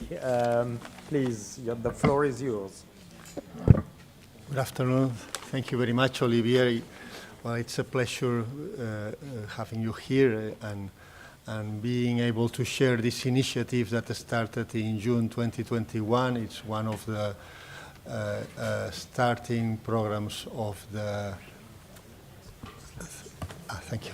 It's one of the starting programs for the Ocean Decade. No, the motivation for the Ocean Cities Network is very much aligned of what speakers in the previous table explained. No? We really feel that that any effective change has to come from coastal communities, from the communities themselves, particularly from coastal communities that experience and are engaged with their urban ocean that is part of a global ocean. So from the very start, we felt, okay, this is indeed an opportunity to experience the ocean in a fully integral way, trying to remove all sorts of barriers between a city that is disconnected with the ocean, and trying to make this connection not only with our mind, but also with our full possibilities, with our senses, with our intuitions, with our culture, with our traditions, and this is basically what motivated these ocean cities. And then the next step is say, okay, people is who has to make the change, but what we need is to share different visions, different ways of envisaging this connection with the ocean. And this is something that we can do both locally, and this is the starting point. So we have to make all local actors to talk together, to talk among them. So we have here scientists, we have here the public administration, we have here stakeholders, and we have the society, all social actors to talk together and see the different points of view. And then grow from these local strategies, these local conversations, this exchange of local perspective into regional different points of view, how cities or communities from different places in one same region view the situation, and then sharing these views with different regions. So that's to reach globally, and that's the motivation, and we've been building, and right now we have 20 partners belonging to this Ocean Cities Network from all continents. And here we have 3 coastal communities. Enrique Payas comes from Ensenada, that's in Mexico, very close to the border of US. Diego Moreira comes from Buenos Aires, and Pep Hurtado is here from the city of Barcelona. I'll let them introduce briefly where their institutions and what is their experience with making these ocean cities philosophy develop into a local and regional and global strategy. Please, Enrique, yourself. Okay. Thank you very much, Joseph Luis, for having me here. And as he said, I come from, representing CICESE. It's a research center in Ensenada, Baja California. This is located 200 miles south of Los Angeles, but we are in the Mexican side, of course. And it's a small city, about 400,000 people, more or less. And we are inside a large bay. It's called the Bay of Todos Santos. So we were very happy that Josep Luis invited us. And last year we did many activities trying precisely to engage the population of Ensenada and showing them that they are living in an oceanic environment, because most of people in Ensenada maybe does not use that much the ocean, the beach and the coastal environment. So we've been doing since January 2024, we signed an agreement with the local government. I think this was a very nice quick start for all our activities, and since then every month we're doing like several activities, like from artistic drawing contests to know how the population of Ensenada, what's the view of the population of the ocean. Even we did some food contests. There is a very local dish called ceviche, and it's made of raw fish with lemon and chili, of course, spicy. In Mexico, like the spiciness. And this was a way to show the population how important it is to protect the fish and protect the fauna in the city, because it's a very important cultural dish, the ceviche. We've been doing a lot of activities of beach monitoring and plastic monitoring, engaging the schools, high schools, different communities in the city, and in between presentations to tell the population why it's important to protect the ocean, why it's important to preserve and to conserve the ocean. One special activity that we're trying to become a program, if you want, it's like monitoring the marine pollution. Specifically, we were interested in accounting for the plastic. It's a very actual topic, the microplastics and plastics. So our environmental approach was to study the turtles, sea turtles. And why the sea turtles? Because they are like ocean sentinels. They are very long-lived animals that are tens of years, traveling with the large-scale currents, like the movie Nemo showed us, that the turtles travel all around the ocean. So they are concentrating like plastics, and so we thought it was a very nice approach to see for the health status. And we choose a specific place in Mexico. It was not in Ensenada. Was located in the Gulf of California. It's called Bahía de Los Ángeles, and we chose this site because had a very low population, just thousands of people, very low population, and also it's a pristine water environment, if you want. And the turtles were local turtles. These ones did not move much around, so they can tell us about the pollution of local pollution, regional pollution. So we just started with this program, and we want to move it to Ensenada, but we just analyzed 2 turtles. It's a very small sampling, but well, in both of the turtles we found like around 24 microplastics per milliliter, like analyzing the shell, the fins, and also fecal samples. So it's pretty large amount, 24 microplastics per milliliter, and in a very clean waters, if you want. So we really don't know where they come from. These microplastics probably are not locally produced, but they come from remote regions into this pristine and low populated bay. So we've been very active during this 2023, and we want to keep pretty much what our interest is to try to show the population of Ensenada that we have a very nice bay and with a lot of fauna and flora, and this is very important and to preserve and to protect the bay. Yeah, thank you.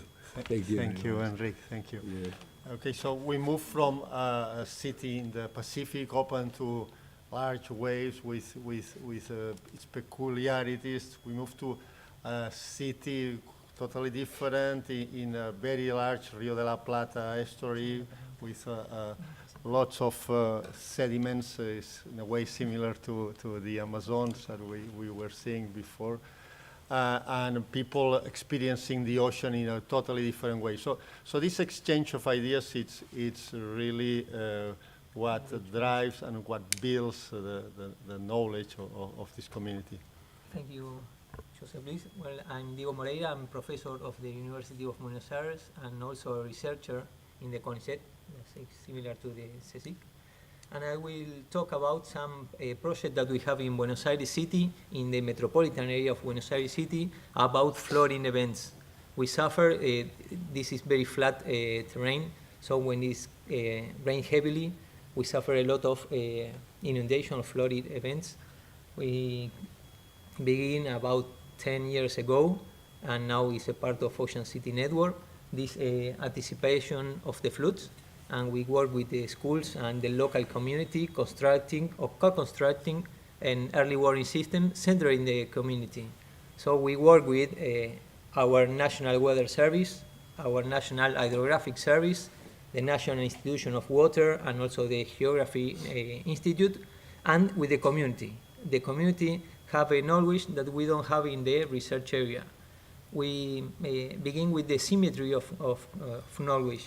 We go with the community, they show us the terrain, where the people live, where the people are more vulnerable or exposed to the flood events. We begin to measure or generate an observation system with the community with raining gauge that is very simple to measure in the community with the schools. So they measure the rain and also with the rules in the rivers, so they can measure when the river came out and the water begin to flood the houses. And then we share all the information in a WhatsApp group. The community participate, sending us the photograph and also the rules, the quantity of water that they measure in the raining gauge. And also the civil defense or civil protection work with us. We share this information, and we send this alert system to the community. They will be prepared to the event and also sharing the information that they collect. So I think this sharing this opportunity to share this kind of activities or program is it will be really nice to keep in touch with the other city, like Amazon citizens. That's all. Thank you. Thank you very much, Diego.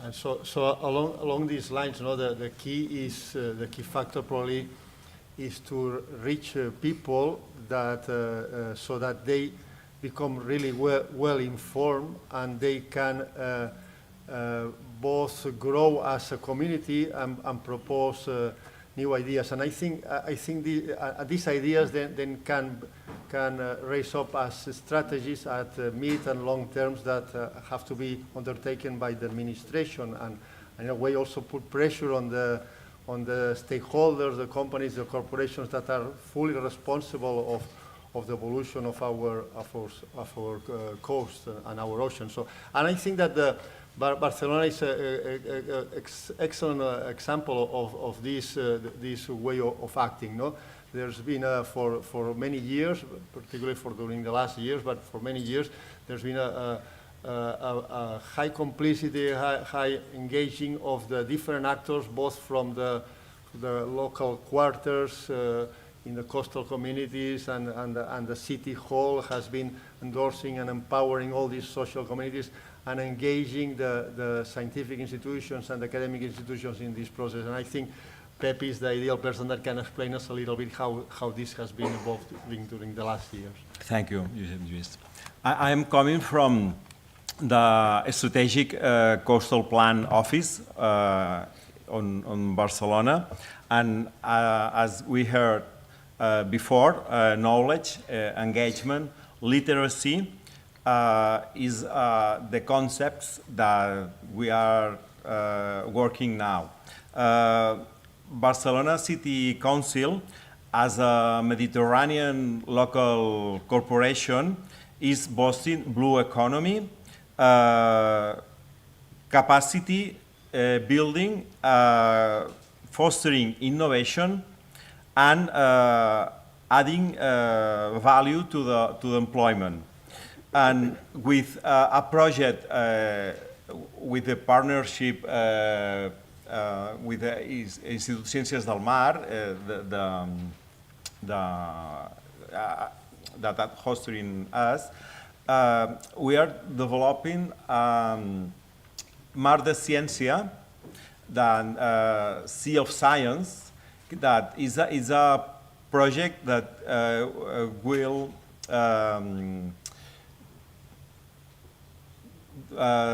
we do transfer knowledge to the citizen of Barcelona, but not also from Barcelona citizen, also from the to the all the world citizens of the world.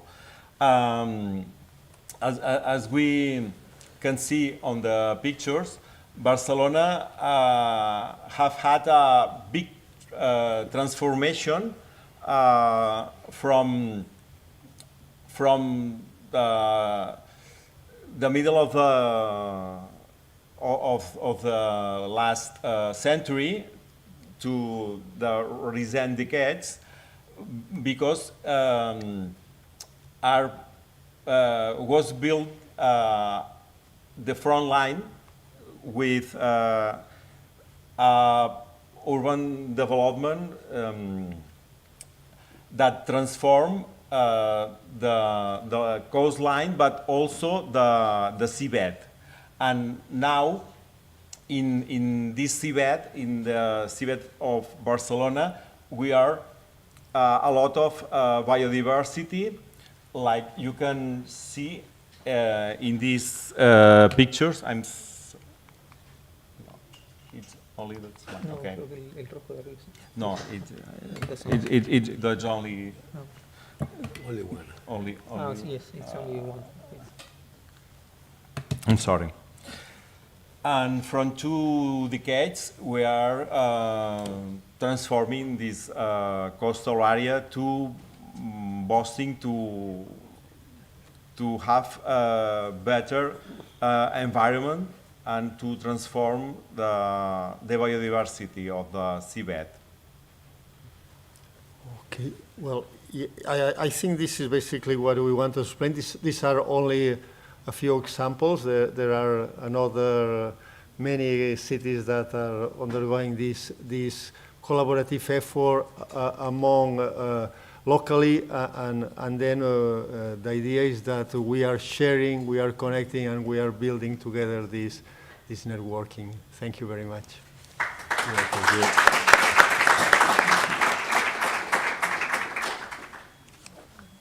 Thank you. Thanks a lot. We've heard many times about engagement of cities. So let's now take a look at the UK and see what has happened there with the local government ocean recovery declaration that was initiated a few years ago by Motion for the Ocean. And it's my pleasure to welcome Emily Cunningham and from Motion for the Ocean, as well as Ernest Gibson, Councillor for South Tyneside Council. Thanks a lot. Thank you. So good afternoon, everybody. As one of the co-hosts of today's event, it's my pleasure to welcome you all and thank you all for giving up your time this afternoon. My name is Emily Cunningham. I'm an ocean conservation professional based in the UK, and I'm a co-founder of the Motion for the Ocean. And we're honoured to have with us today Councillor Ernest Gibson. So Ernest is the lead member for neighbourhood and climate change at South Tyneside Council, and also the chairman of the LGA Coastal SIG. Do you want to tell them about South Tyneside? I'll tell you a little bit about South Tyneside. I am a Geordie, by the way, so I come from the northeast of England. I was an ex-coal miner. The area I come from was heavy ship. We built heavy shipping for 3/4 of the world. We produced lots of coals to London for all the power stations, so you can imagine what our rivers and oceans were like. Our fish were starting to be depleted. Pollution was quite heavy, and we had to do something about it. And over the years, we were always looking at other ways, but the Motion for the Ocean came about, which gave us the foundation stone to build on. It's all about building on this education. Education is the key to it. It's working with schools. It's embedding policy is the key thing as well. Policy within our local plans, policy within everything we do, from procurement to buying to employment, procurement, we've got to look at. And with embedding within that, we have made the Ocean for the Motion, which is really cost effective. It costs the councils very little with this being embedded in it. So as well as giving us a local perspective from South Tyneside, Councillor Gibson is also the chairman of a national coalition of councils. So 57 councils from all around England's coast. Together they cover 60% of the coast and 16 million residents. So this gives us this good balance of a local and a national perspective. And to tell everybody a little bit about what the Motion for the Ocean is. So I'm a co-founder together with Dr. Pamela Buchan, who is here as well with us. And back in 2021, I was working, leading the Local Government Association Special Interest Group that Ernest is chair of. Pamela was a councillor down in Plymouth, which is on the south coast of England. She's also an expert marine social scientist. And we were hearing from councillors that there was a real appetite to want to do something for the ocean, but they didn't necessarily have the knowledge or the capacity within the local government to make that change. And we'd seen how effective the climate emergency declaration had been for many local governments all around the world. And so we created an ocean recovery declaration. So like the climate emergency declaration, but linked to ocean health. And so Pamela and I and our colleague Nicola Bridge, who's an expert in ocean literacy, we created the Motion for the Ocean, the Ocean Recovery Declaration. And we worked with experts in marine science and marine policy from all around England and created 8 evidence-based commitments, and that forms the Ocean Recovery Declaration. So they're all the things that are within a local government's power, responsibility and privilege to take action, for better or worse, for the health of the ocean. The way to think of it is really it's like a blueprint for local action for ocean recovery. So it allows councils of all sizes to step up and take ocean action, meaningful ocean action, and also to grow ocean literacy locally. You'll hear us call it both the Motion for the Ocean and an Ocean Recovery Declaration. It's called Motion for the Ocean because I'm sure that all the politicians know motion is the proposal that you put to council to get a change. So it got the nickname Motion for the Ocean, but it is a local government ocean recovery declaration. So, Councillor Gibson was the 3rd councillor to propose our Motion for the Ocean. Pam was our 1st councillor to propose our Motion for the Ocean in Plymouth. Why did you feel, Ernest, that it was important to propose a motion for the ocean in South Tyneside? We felt that the motion for the ocean gave way, as I said before, the blueprint, the foundation to build from. It put us in the right direction. People were talking about it. People felt safe with it within the community. You know, you go out and everybody was saying, what's happened to our ocean? Why? What's happening with climate change? You know, coastal erosion was affecting the local economy as well. So I had to do something. So this gave with a key to it. And it's about working with partners. It's not just one person can develop it. It's about everyone. Within the local authority, we used to have one person who dealt with the ocean. Now, you know, they said, we'll have a team. We haven't got a team now. We've got everybody, because it's everybody's responsibility to deliver for the ocean. We'll work with local businesses. Local businesses have come on board. Since this came about, everybody wants to be part of it. It's working with community groups. As he said, it's embedded in education and our curriculums within the schools.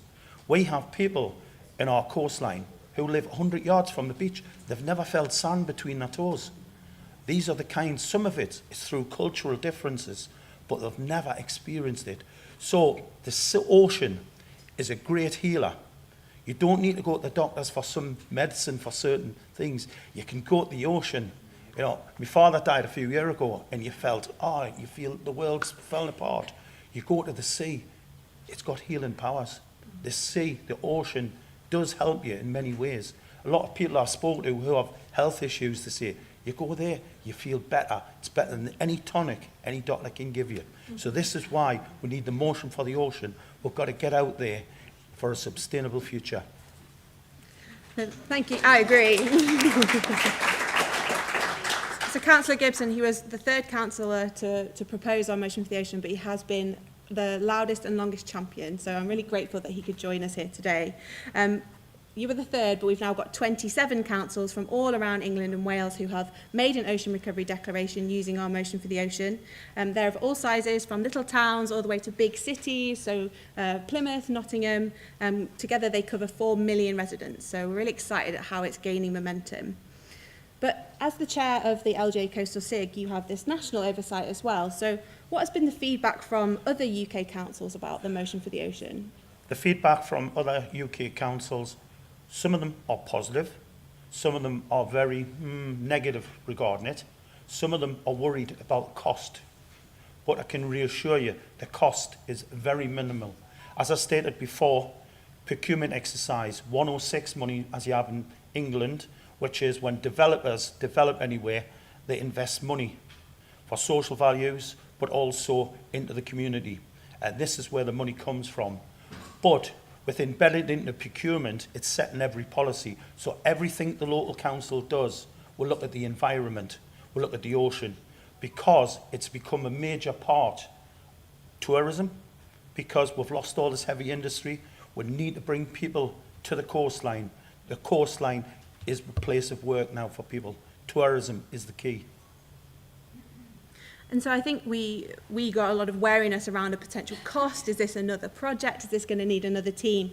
But actually it's a culture change within a council of making the ocean everybody's responsibility. And quite early on, we got approached by inland councils. So we had developed it thinking it would just be for coastal councils. And then councils right in the middle of England, which England's not that far from the ocean if you're in the middle, 70 miles from the ocean. But they were getting in touch saying, we want to do something. So we developed an inland motion for the ocean as well. So we have one which takes source to sea thinking, bringing ocean literacy to communities right in the centre of England. Because as we know, no matter where you live, you're affected by the ocean and you affect the ocean too. And so myself and my co-authors, we give free support to councils throughout developing it. So we try and make it locally relevant during the declaration process and then afterwards to help them implement it, because we want to ensure this is more than just words on a page, that it's actually meaningful action. And so talking of action, what do you say the most standout impacts have been in South Tyneside? The most standout impact with coastal erosion and the motion for the ocean, we've had a lot of fish depleted. The stocks of our fish have, depleted massively. We've had people complain about pollution, plastics, which is a main thing. I heard somebody mention about fibres. you know, in the ocean. Worldwide, we should be asking for washing machine companies or water companies to put filters on these washing machines, which would prevent this. It would help. It wouldn't prevent it, but it would. It's a step in the right direction. So have you found the motion, since you've declared it, how has that benefited against those impacts? It's benefited massively, because what we've done is we've worked with the universities as well. They've all came on board. It's the educational aspect. Somebody mentioned about art in music. We've done the Blue Art Foundation, what was in the summer, and it was about artists' expression, how they feel about the ocean, and children came to see it. And it was educational, just by looking at pictures, no words, just pictures, and it told you what the ocean was. It's part of our sustainability and the key for life. But there's a lot of investment can go into the ocean, but it's out there in its skills. You know, we could talk about the green and blue agenda in South Tyneside. We have looked at that. We're bringing lots of prosperity jobs coming but with the ocean. We'll work with Seascapes, which looks at natural resources for habitats. We're looking at Stronger Shores, which is natural-based solutions, which they're working on, which could come government policy in a few years' time. These are the things we've looked at and we've pushed forward at. If the motion for the ocean wasn't there, we wouldn't have been doing that. We would have still been twiddling our thumbs and thinking of a way forward. And this has helped us massively. And so in terms of what next, so we're trying to push this out across the UK. We've got a Welsh version in development, a Scottish version in development. We're very keen to push away from the British Isles as well. So if anybody's interested in working with us, we would love to take it international as well. I think the QR code is here, or speak to us afterwards. Do you have a closing message for all the city leaders and people here today? To all the city leaders, take up the option, the motion for the ocean. It's free. Contact Emily or contact ourselves. But think of embedding it in your procurement and work with your businesses who will help you. The key is there, but the other message is we need dedicated coastal ministers around the world who are looking at the ocean, because all our coastal towns are all unique and all have special needs. Thank you. Thank you.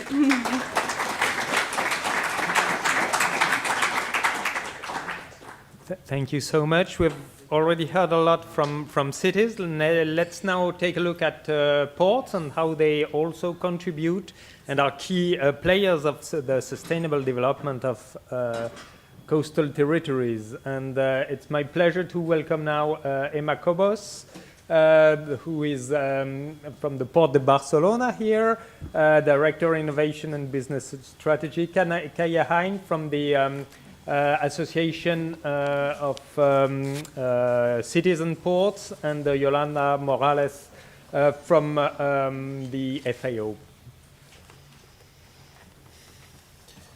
So maybe we can start with Emma. All right. Thank you, Olivier.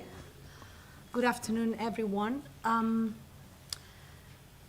the Port of Barcelona perspective, maybe I would like to speak more on behalf not only of the port, but also on behalf of the city.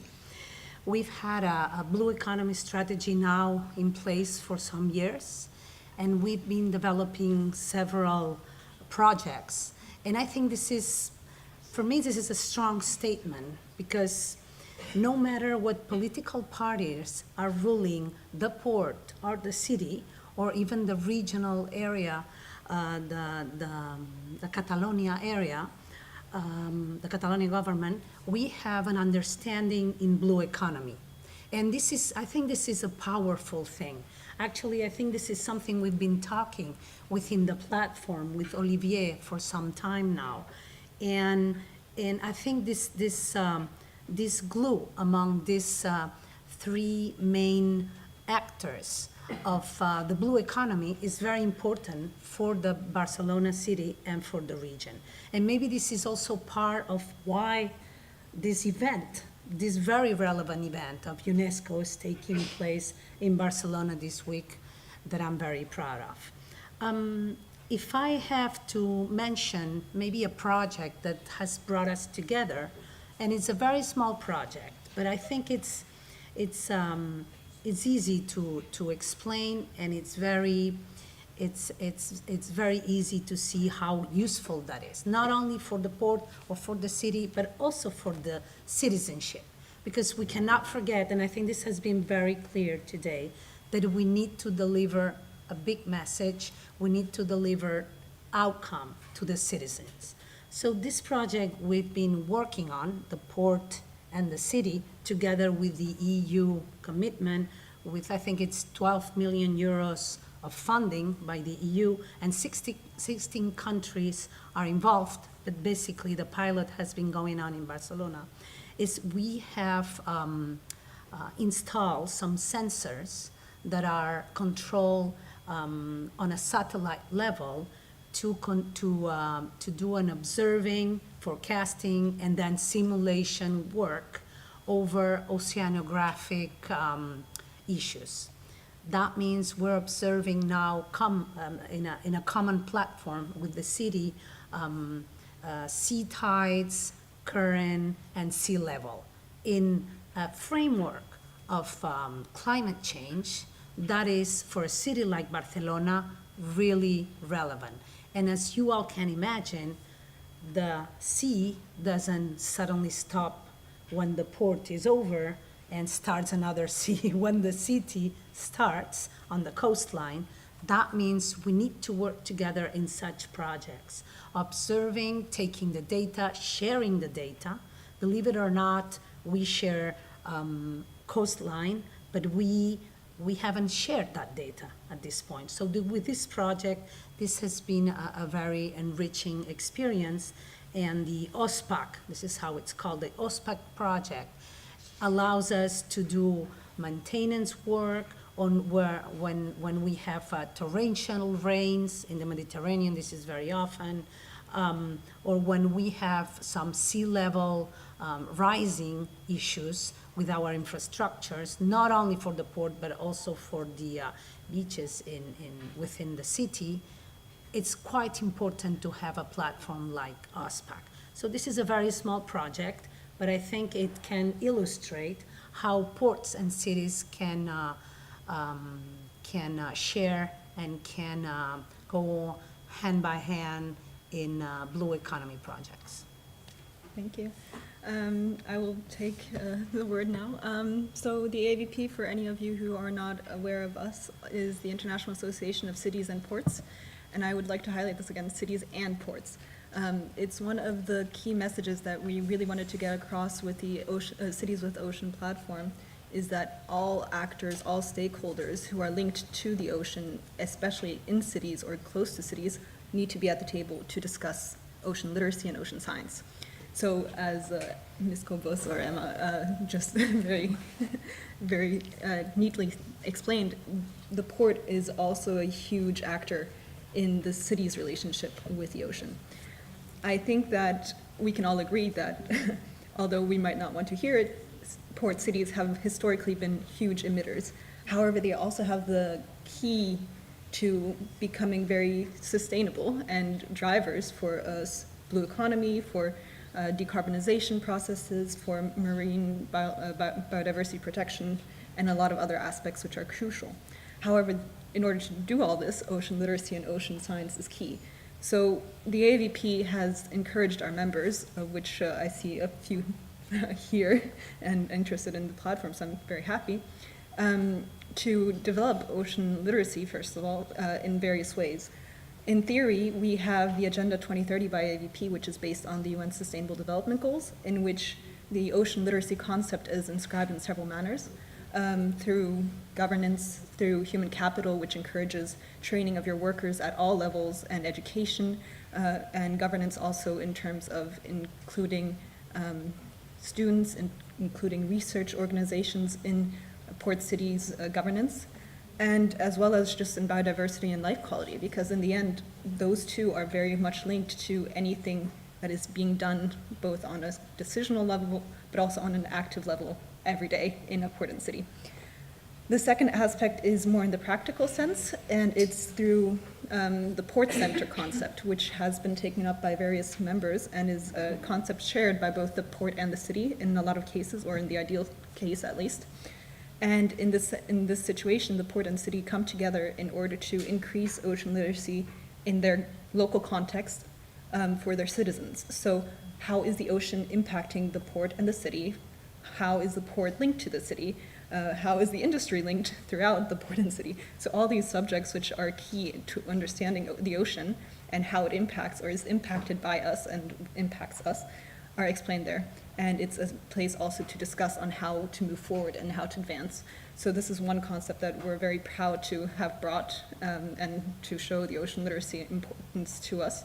And the other is on a more local and port authority level to have courses, which we are proud to have as well, and which advance the ideas of understanding the linkages that I've just mentioned on a higher level, on how the policies impact these, on how the actions on day-to-day, but also in the visions for 2030, 2050, or whenever, can impact this as well. And on the second part, which I would like to mention, and I know I don't want to take up too much time, so I will go very quickly, is that our members are very active in terms of ocean science. And what we think the Cities with Ocean platform can really help, and this is why we're given our support, is the fact that although our members are very active, it's often still quite locally, and sharing these good practices, putting people in contact with the correct ocean science experts is very important. So we have various examples of Port of Barcelona and the City of Barcelona are one, but various examples with innovation hubs, where the ports and cities are coming together often to support innovation, especially maritime innovation, in terms of getting ocean science that can really help in terms of decarbonizing, in terms of depolluting the ocean, and in various other ways.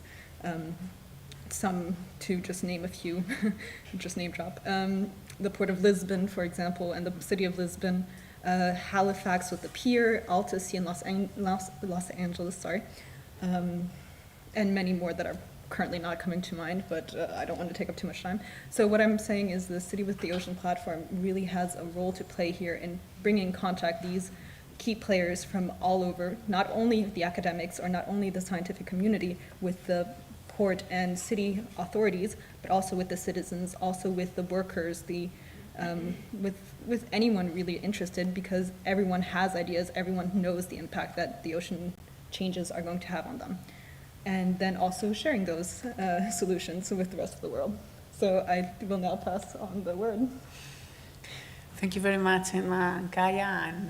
And well, I would like to present you and to tell you about the Blue Ports initiative, which is very much in line with what Port of Barcelona is doing, and is very much aligned also on what AFP is doing. In fact, AFP and ourselves, the Blue Ports initiative, we have been collaborating in many times, and we've even done some activities together.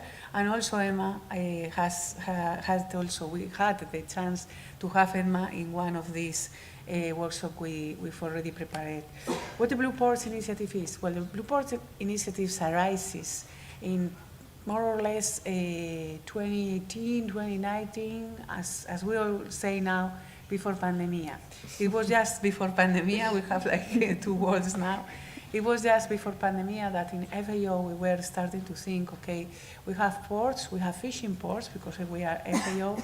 We also have cities. There's an interaction in there, but also beyond that interaction, ports have a big power, a big potential of creating value for itself, and when you say for itself, you are saying without any doubt for the city itself. And it is a relationship that we cannot separate because we believe that it's exactly the same thing, port and a city. Whether the difference is on the governance, yeah? On where the governance is, on sometimes, sometimes not always, the governance of each of the entities are different, but they should collaborate and work together. And this is what the Blue Ports initiative is about. It is about collaboration. It is about understanding how we can help ports, fishing ports, to be blue transformed, as in FAO we say, and how we can help them to understand what the role is in terms of environmental, social, economics, and also governance.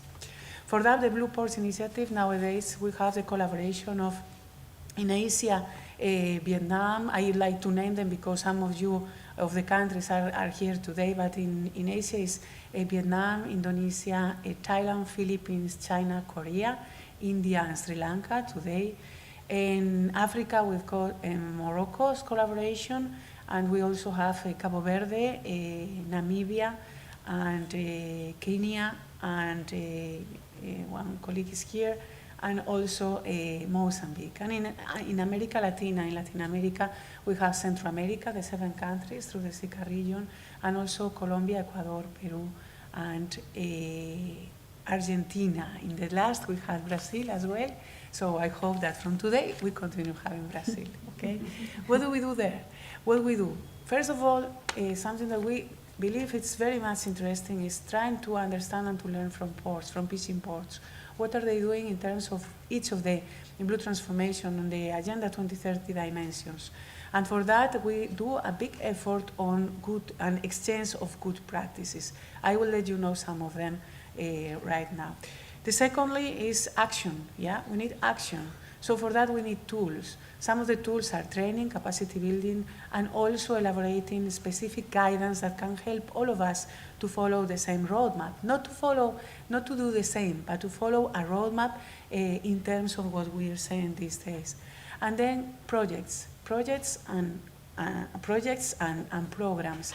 It is very much important that we stop talking and we start doing actions. Today is a very good opportunity to learn from many actions, many projects that you all have shared, and I've compiled all of them because they are all very interesting. But what is more important is that we can learn from all of them and that we can establish schemes of collaborations. For that, science is essential, but it's as important as government, as important as civil society, private sector, and so on. Science is important because we need to create baselines, we need to create and to generate knowledge which is based on something. And from that and on, we will be able to create wonderful things and to create and generate value, which is what we are looking for. We have 3 working groups, and one of the working groups is more concentrated on environment. Yeah, and environment, decarbonization, we've already said, preservation of biodiversity, just energy. I would like to take some examples just to consider and to show how we can work all together. Yeah, for example, if we take the biodiversity, the preservation of biodiversity, we can talk about seabed restoration. For that, we have some examples, like for example, the Port of Vigo here in Spain. The Port of Vigo is working in one project which is called Peiraos of Solpor and Living Ports, which is very much concentrated on recovering the seabed, and not only to recover the seabed, but also to show and to share the results with citizenships. But then, if we are talking about just energy, we can take, for example, the Port of Mauritius and learn from them how they are doing and implementing a specific plan on energy, on blue energy, both inland and also inland in terms of port operations and working on that with the city, but also with the fishing fleet in order to recover, to analyze better ways of saving energy and to use non-fossil energy for the fishing sector.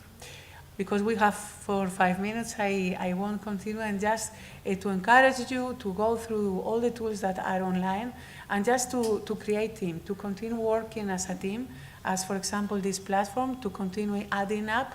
Nothing should step others but complement. So thank you very much, Olivier, for this initiative, and to all of you. Thank you, Olivier. Thank you. We'll really need to run through the final part of our program today. So I invite Kate Strachan to join us, and she'll tell us about the connection between the climate, biodiversity, and the ocean agendas. Please be as brief as possible. Okay, so I'm going to stick to my notes so that I can be brief and I can try and bit some stuff quickly because I know everyone's getting tired.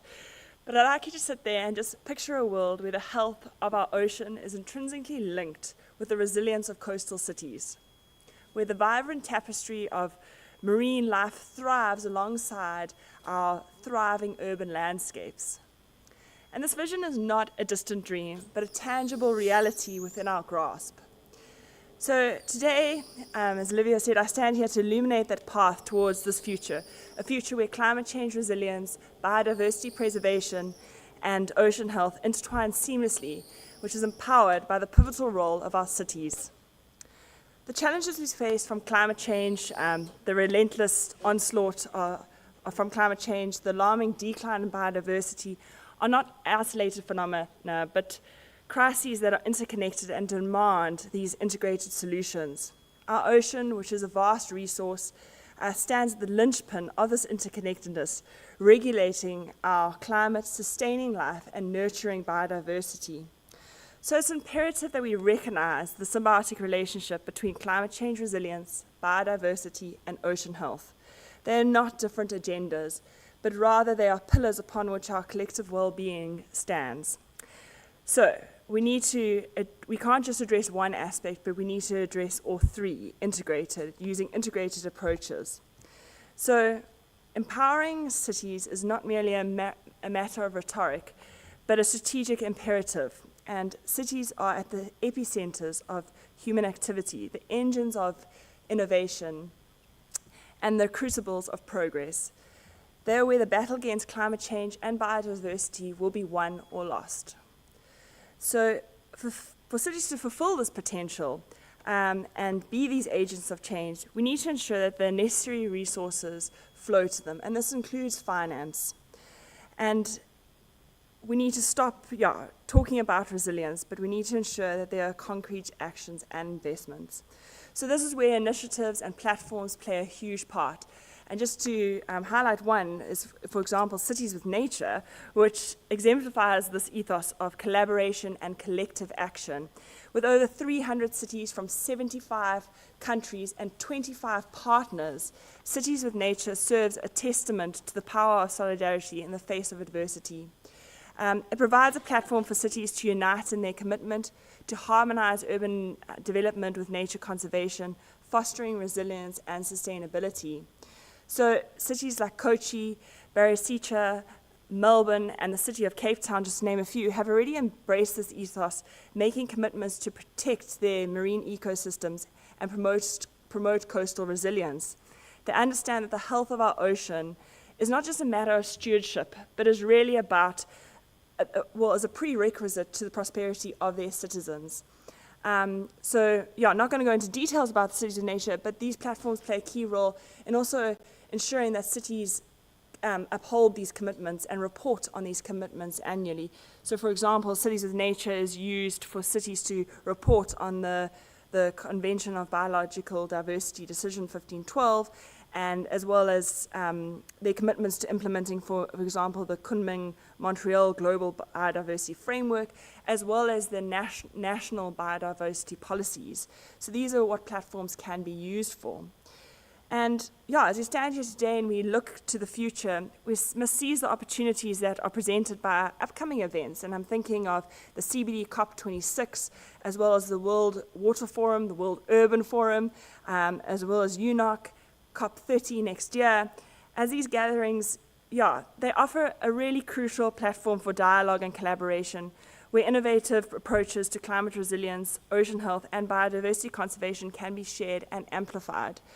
But beyond these speeches and declarations that come out of such events, we must ensure that these commitments made translate into tangible actions on the ground. It's not enough to set ambitious goals anymore. We must provide cities with the tools and resources and the support they need to achieve these goals and make them reality. So from nature-based solutions to innovative infrastructure, the possibilities are limitless, and we need to empower our cities to lead the charge towards a more resilient and sustainable future. We pave the way for a world where humanity and nature coexist in harmony. So today I ask that we stand together in solidarity, united in our commitment to safeguard our oceans, preserve biodiversity, and build climate-resilient cities. Together we can turn the tide on climate change and chart a new course towards a brighter, more sustainable future for all future generations.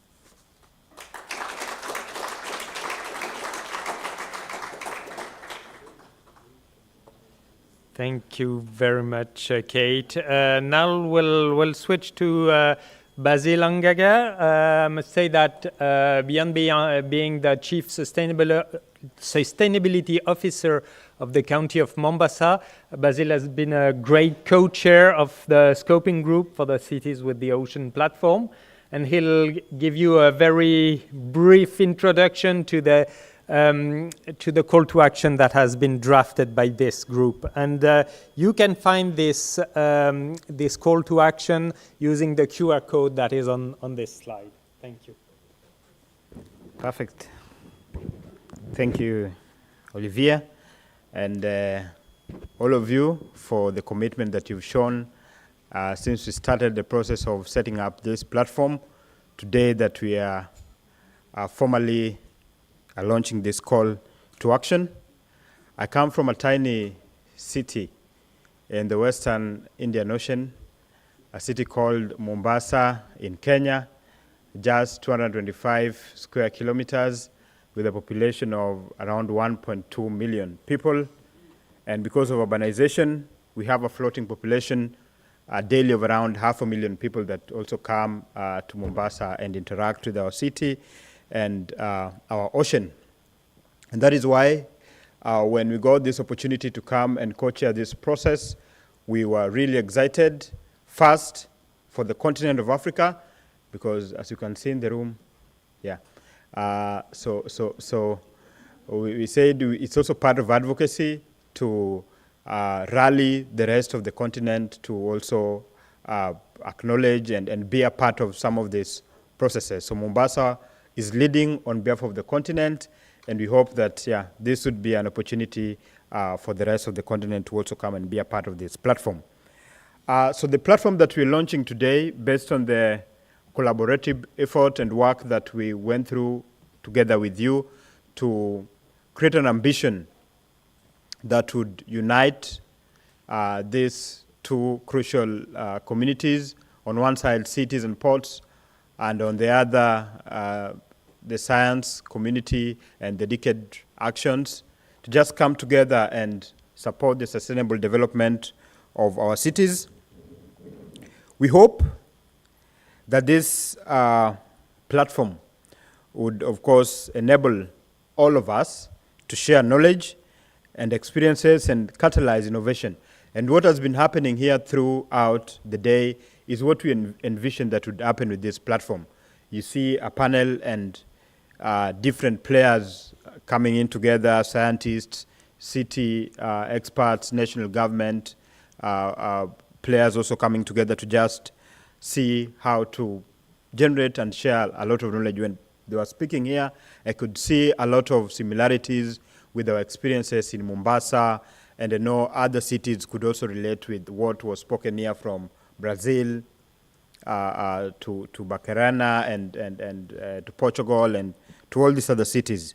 So it's a platform that will enable us to share these experiences so that we also don't get into the risk of maladaptation of maybe some strategies and solutions, because there are people who've experienced them and we're learning from those experiences to build better solutions. And also, more importantly, is the challenge of climate change and the risks associated with it that our cities have become more vulnerable to.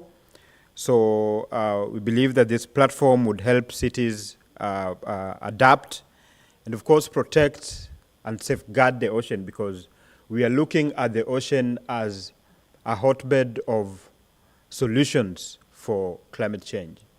Could be blue carbon solutions and strategies that could be adopted as well to help these cities become more adaptable to this, the changing climate. And most importantly is the opportunity to co-design the science that would be more accessible and actionable to these cities. One fun fact that I must also say is that Mombasa is home to the president of IPBES, Dr. David Obura. And until we read that in the news, we're like, oh, so a city hosts such important scientists. They generate a lot of knowledge for the world, and we don't take that knowledge as a city. So it's also an opportunity to also welcome the science community to come and, of course, help cities or city officials who are naturally not ocean scientists to get to understand and appreciate this science. When it is generated in collaboration with them, then they're able to see and also own up to the kind of solutions or suggestions that are coming out of those particular processes, but also to inform decision, and for these cities to develop sustainably, then that development has to be influenced by data, and this data will come from science. So it's also an opportunity to inform these decisions that cities are going to make, and to also challenge cities to adopt some of these evidence-driven suggestions that are coming from the science communities, and to ensure that development in these cities is also data-driven. And then we also hope, and this is very important because this is a multi-stakeholder or a cross-cutting approach. It's going to be transdisciplinary, and if you check the room, you'll find scientists from different domains, and this is the core of this platform, that we are able to leverage the different expertise that we bring to ensure that we support these coastal communities to interact better with the ocean, and most importantly, also leveraging on local knowledge, because some of these indigenous communities have also lived with the ocean for a long time, and we have to find a way of mainstreaming some of the knowledge that they've held over those decades of interacting with the ocean, and also getting to pass them on and to have it influence the science as well. And then the platform will build on the Ocean Decade framework. The kind of challenges that the city is focusing on is, of course, the decade challenges as well, and not to duplicate what other networks and initiatives are already doing, but to find synergies and ways through which we can partner with initiatives like maybe now ICLEI and what the ports are doing, and the FAO Blue Ports initiatives as well, and others, to just ensure that we get to build synergies and not to duplicate work that has been done. So the call to action is live on that QR code. You can access it there, and it's now open to more cities and more partners to join and support these cities in creating a cleaner, healthier, and a more productive ocean for all. Thank you.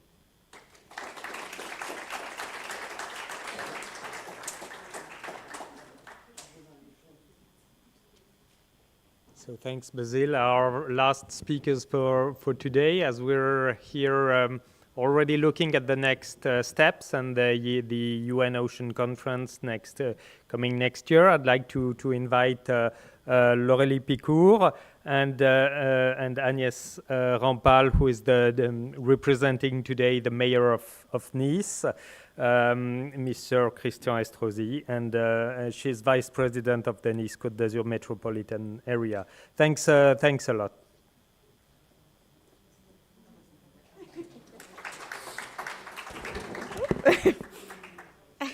Good afternoon. Don't worry, I speak very fast, so we'll be good. As mentioned, I'm Laurélie Picourt. I'm the executive director of the Ocean and Climate Platform, which is an international network from civil society organizations working at the interface between science and policy. So how do we boost, as Kate was saying, the relationship between ocean, climate, and biodiversity? First of all, please allow me the courtesy of thanking our hosts, IOC UNESCO. It's a privilege to be here. It's great to kickstart the year, also with Barcelona, to kickstart this with you guys. So we've heard a lot today about the intimate and sometimes very complex relationship that cities have with the ocean. And we know that our coastlines are changing rapidly, that we may reduce and we have to reduce our greenhouse gas emissions, but sea level rise is here to stay. So we need to start anticipating our reactions. How do we adapt coastal cities to the impacts of rising sea levels? Well, we need to genuinely develop adaptation pathways that are rooted in firm scientific knowledge and that respond to economic, social, and environmental imperatives. This is actually why the Ocean and Climate Platform launched about 4 years ago a project called Cities. And the idea was really to facilitate the development of adaptation strategies to support coastal cities threatened by sea level rise, in three main ways. The first one was to collect and disseminate knowledge that we already have. How do we make it accessible?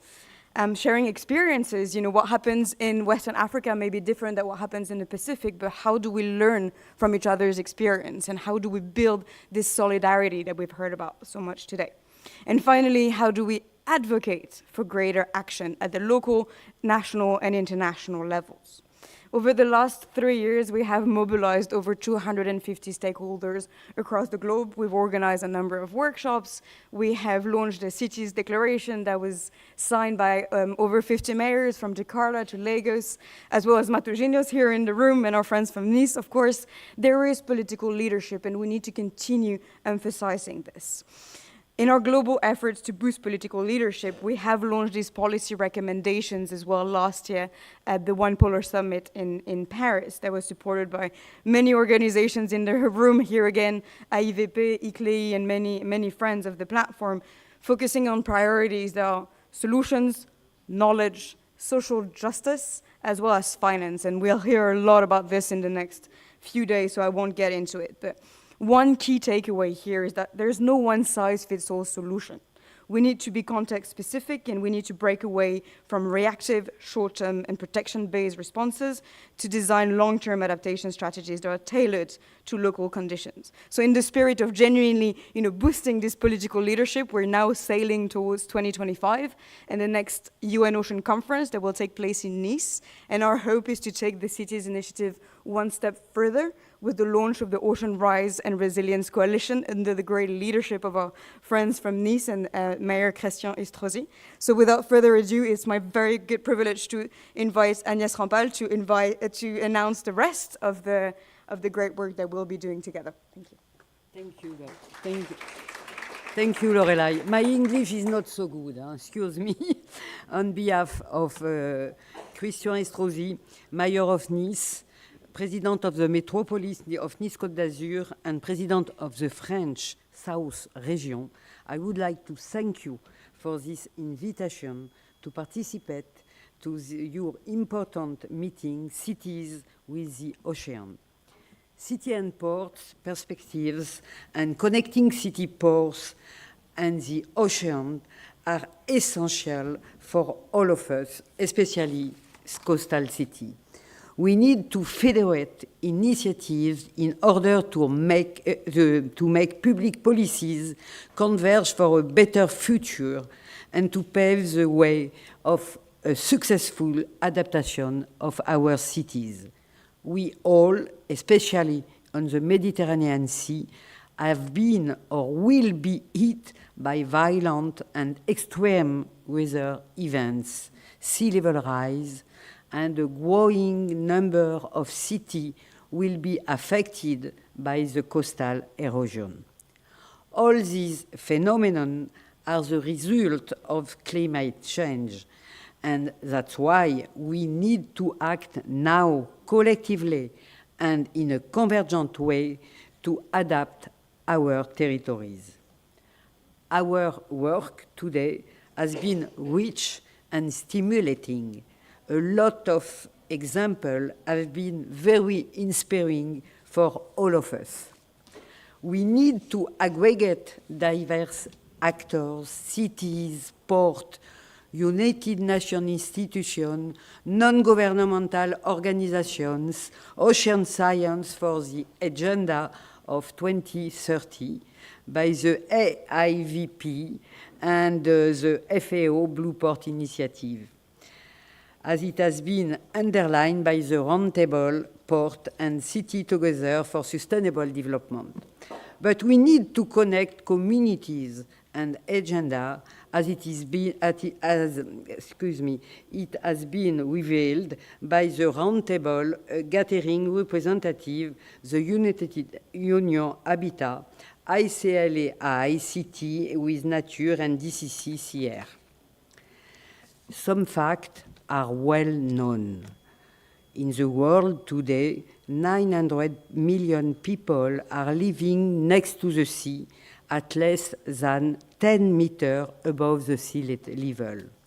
And according to the fourth IPCC report, the sea level could rise from 30 centimeters by 2050 and even by 1 meter by the end of the century. This is the reason why President Macron asked our mayor, Christian Estrosi, to create a coalition of coastal cities and regions across the sea, hosting over 1 billion people. This coalition will be found in Nice alongside the UNOC conference, the 7th of June 25. This coalition should act around 3 main axes: scientific cooperation, finance cooperation, and institutional and decentralized cooperation between coastal territories. A special event concerning the Mediterranean dimension might be organized in the framework of the Ocean Rise and Resilience Summit taking place in Nice on June 2025, just before start the UNOC 3. Nice has a major role to play in mobilizing Mediterranean cities on a global scale. Until then, there are still open questions to work on in order to contribute to this coalition. We need to think about a tool that collects data, making it freely accessible for all cities within the coalition. We need to think about a mechanism to pool public and private resources to assist cities and regions in financing their adaptation effort. In this regard, the work that has been engaged by the Intergovernmental Ocean Commission of the UNESCO, alongside all of you present here today, is paving the way for gathering innovative solutions to better understand and protect the ocean. As you say, one ocean, 10 years, 10 challenges. I would like to offer you one more challenge. Let's join us with Lorelei. Let's join our forces and please participate to our coalition project towards the next UNOC conference in Nice in 2025. At the time where the multilateralism is in crisis, we believe it's still possible to invent a multilateralism of territories where leaders of coastal cities and regions could communicate and share at their own scale.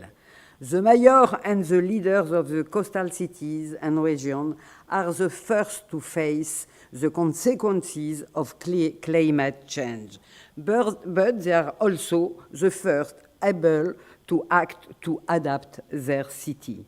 We need you to take part of our working groups and to support us with your expertise, your energy, your passion, and your ambition for the construction of this coalition. We have to act now for the future of our coastal territory, which are the future of our children. Thank you very much.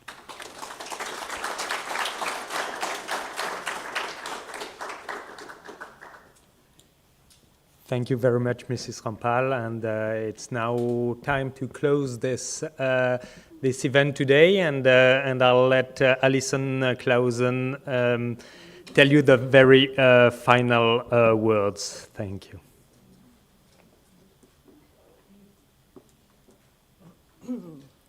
Thank you very much, Olivier. And I am going to quickly, because I know we're also testing the patience of our audiovisual crew. So thank you very much for staying with us till the end. But I'd really just like to say some closing words and echo Vida Helgeson, the IOC Executive Secretary, and express our deepest thanks to the members of the Cities with the Ocean Scoping Group who have worked so hard to draft a comprehensive and inspiring call to action. It's been a really important step in clarifying the ambition of this platform that we hope is going to have a great future moving forward and bring on many new partners. The Ocean Decade Conference that starts in probably too short a time for many of us, is going to focus on defining the strategic ambition of the Ocean Decade for each challenge at a global level. And between Wednesday and Friday, that's going to be what we're talking about a lot, is looking at the challenges in turn, but also looking across those challenges and helping to look at that strategic ambition. And that's why, of course, as we've heard, this new Cities with the Ocean platform is so important, because it's going to help us complement this work and take it from that global level to a level where most of the action is really happening. But of course, we can't do this alone. We need to do this within the Ocean Decade framework with the Decade Collaborative Centres, the coordination officers, the national Decade committees, many of you whom are represented here today. And we also need to develop strong synergies with existing networks and initiatives and help connect the dots and strengthen these. So an equally important task for the platform will be to map and engage with existing initiative and networks, and we've heard from many of them here today. I'm really delighted that key partners have shown their interest and joined the scoping group from UN Habitat to ICLEI to FAO Blue Ports, AIVP. And this partnership will, of course, expand over time and will move from this common ambition to collaborative action. These synergies are going to determine how the platform can best be organised, structured and resourced. And I would like to re-emphasise that if IOC UNESCO, as the implementing agency of the Ocean Decade, has initiated this platform and worked and supported the scoping group as it's moved forward, we're really looking to partners and welcoming partners to host, resource and activate it, so it really does become a common work and a common group, and we can have a strong consortium to deliver the ocean science we need for the coastal cities and ports we want. So I call on all of the partners to contribute to this collective effort, and we're always stand by ready to have discussions to see how we can best work together. As we've just heard from the previous speakers, one of the next major steps on the ocean agenda is the UN Ocean Decade Conference in just over a year in Nice, and we're looking forward to working with the municipality of Nice, with Lorelei and colleagues, to ensure that the Ocean with the Cities platform is well integrated with the Ocean Rise and Resilience Coalition and Summit, because there are obviously a large number of synergies, and again, we can be stronger by working together. So with this, I thank you again to all the members of the scoping group, to all our speakers today, to the audience here today, of course to ICM for hosting us in this magnificent venue. I wish you all a wonderful Ocean Decade week. I look forward to seeing you at the Ocean Decade Conference starting on Wednesday, and look forward to continuing the collaboration on coastal cities in the framework of the Ocean Decade. Thank you very much.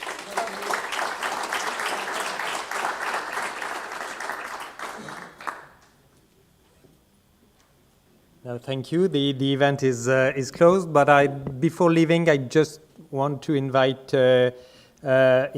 our speakers and members of the scoping group to move to the scene to take a group picture as quickly as possible, please, because we really need to leave the room now.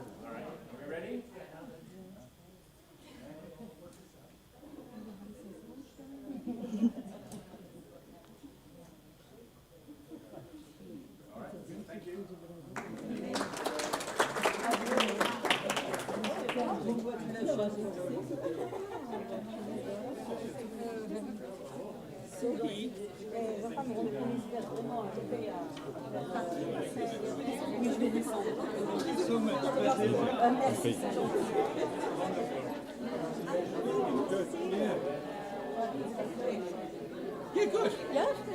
I'm even feeling human, which is good. This is good. How was your When did you arrive and what's the jet lag? We got here yesterday, Okay. so not too bad. Yeah. But we'll fade away pretty soon. Yeah, Linda, yes. Where is she? Mira, vemos aquí. Thanks for your help, eh? She's the one. You were supposed to finish at past. Yeah. I pushed as much Yeah, as but I then we could, don't but- have breaks. Yes. The people who's working inside don't have any breaks.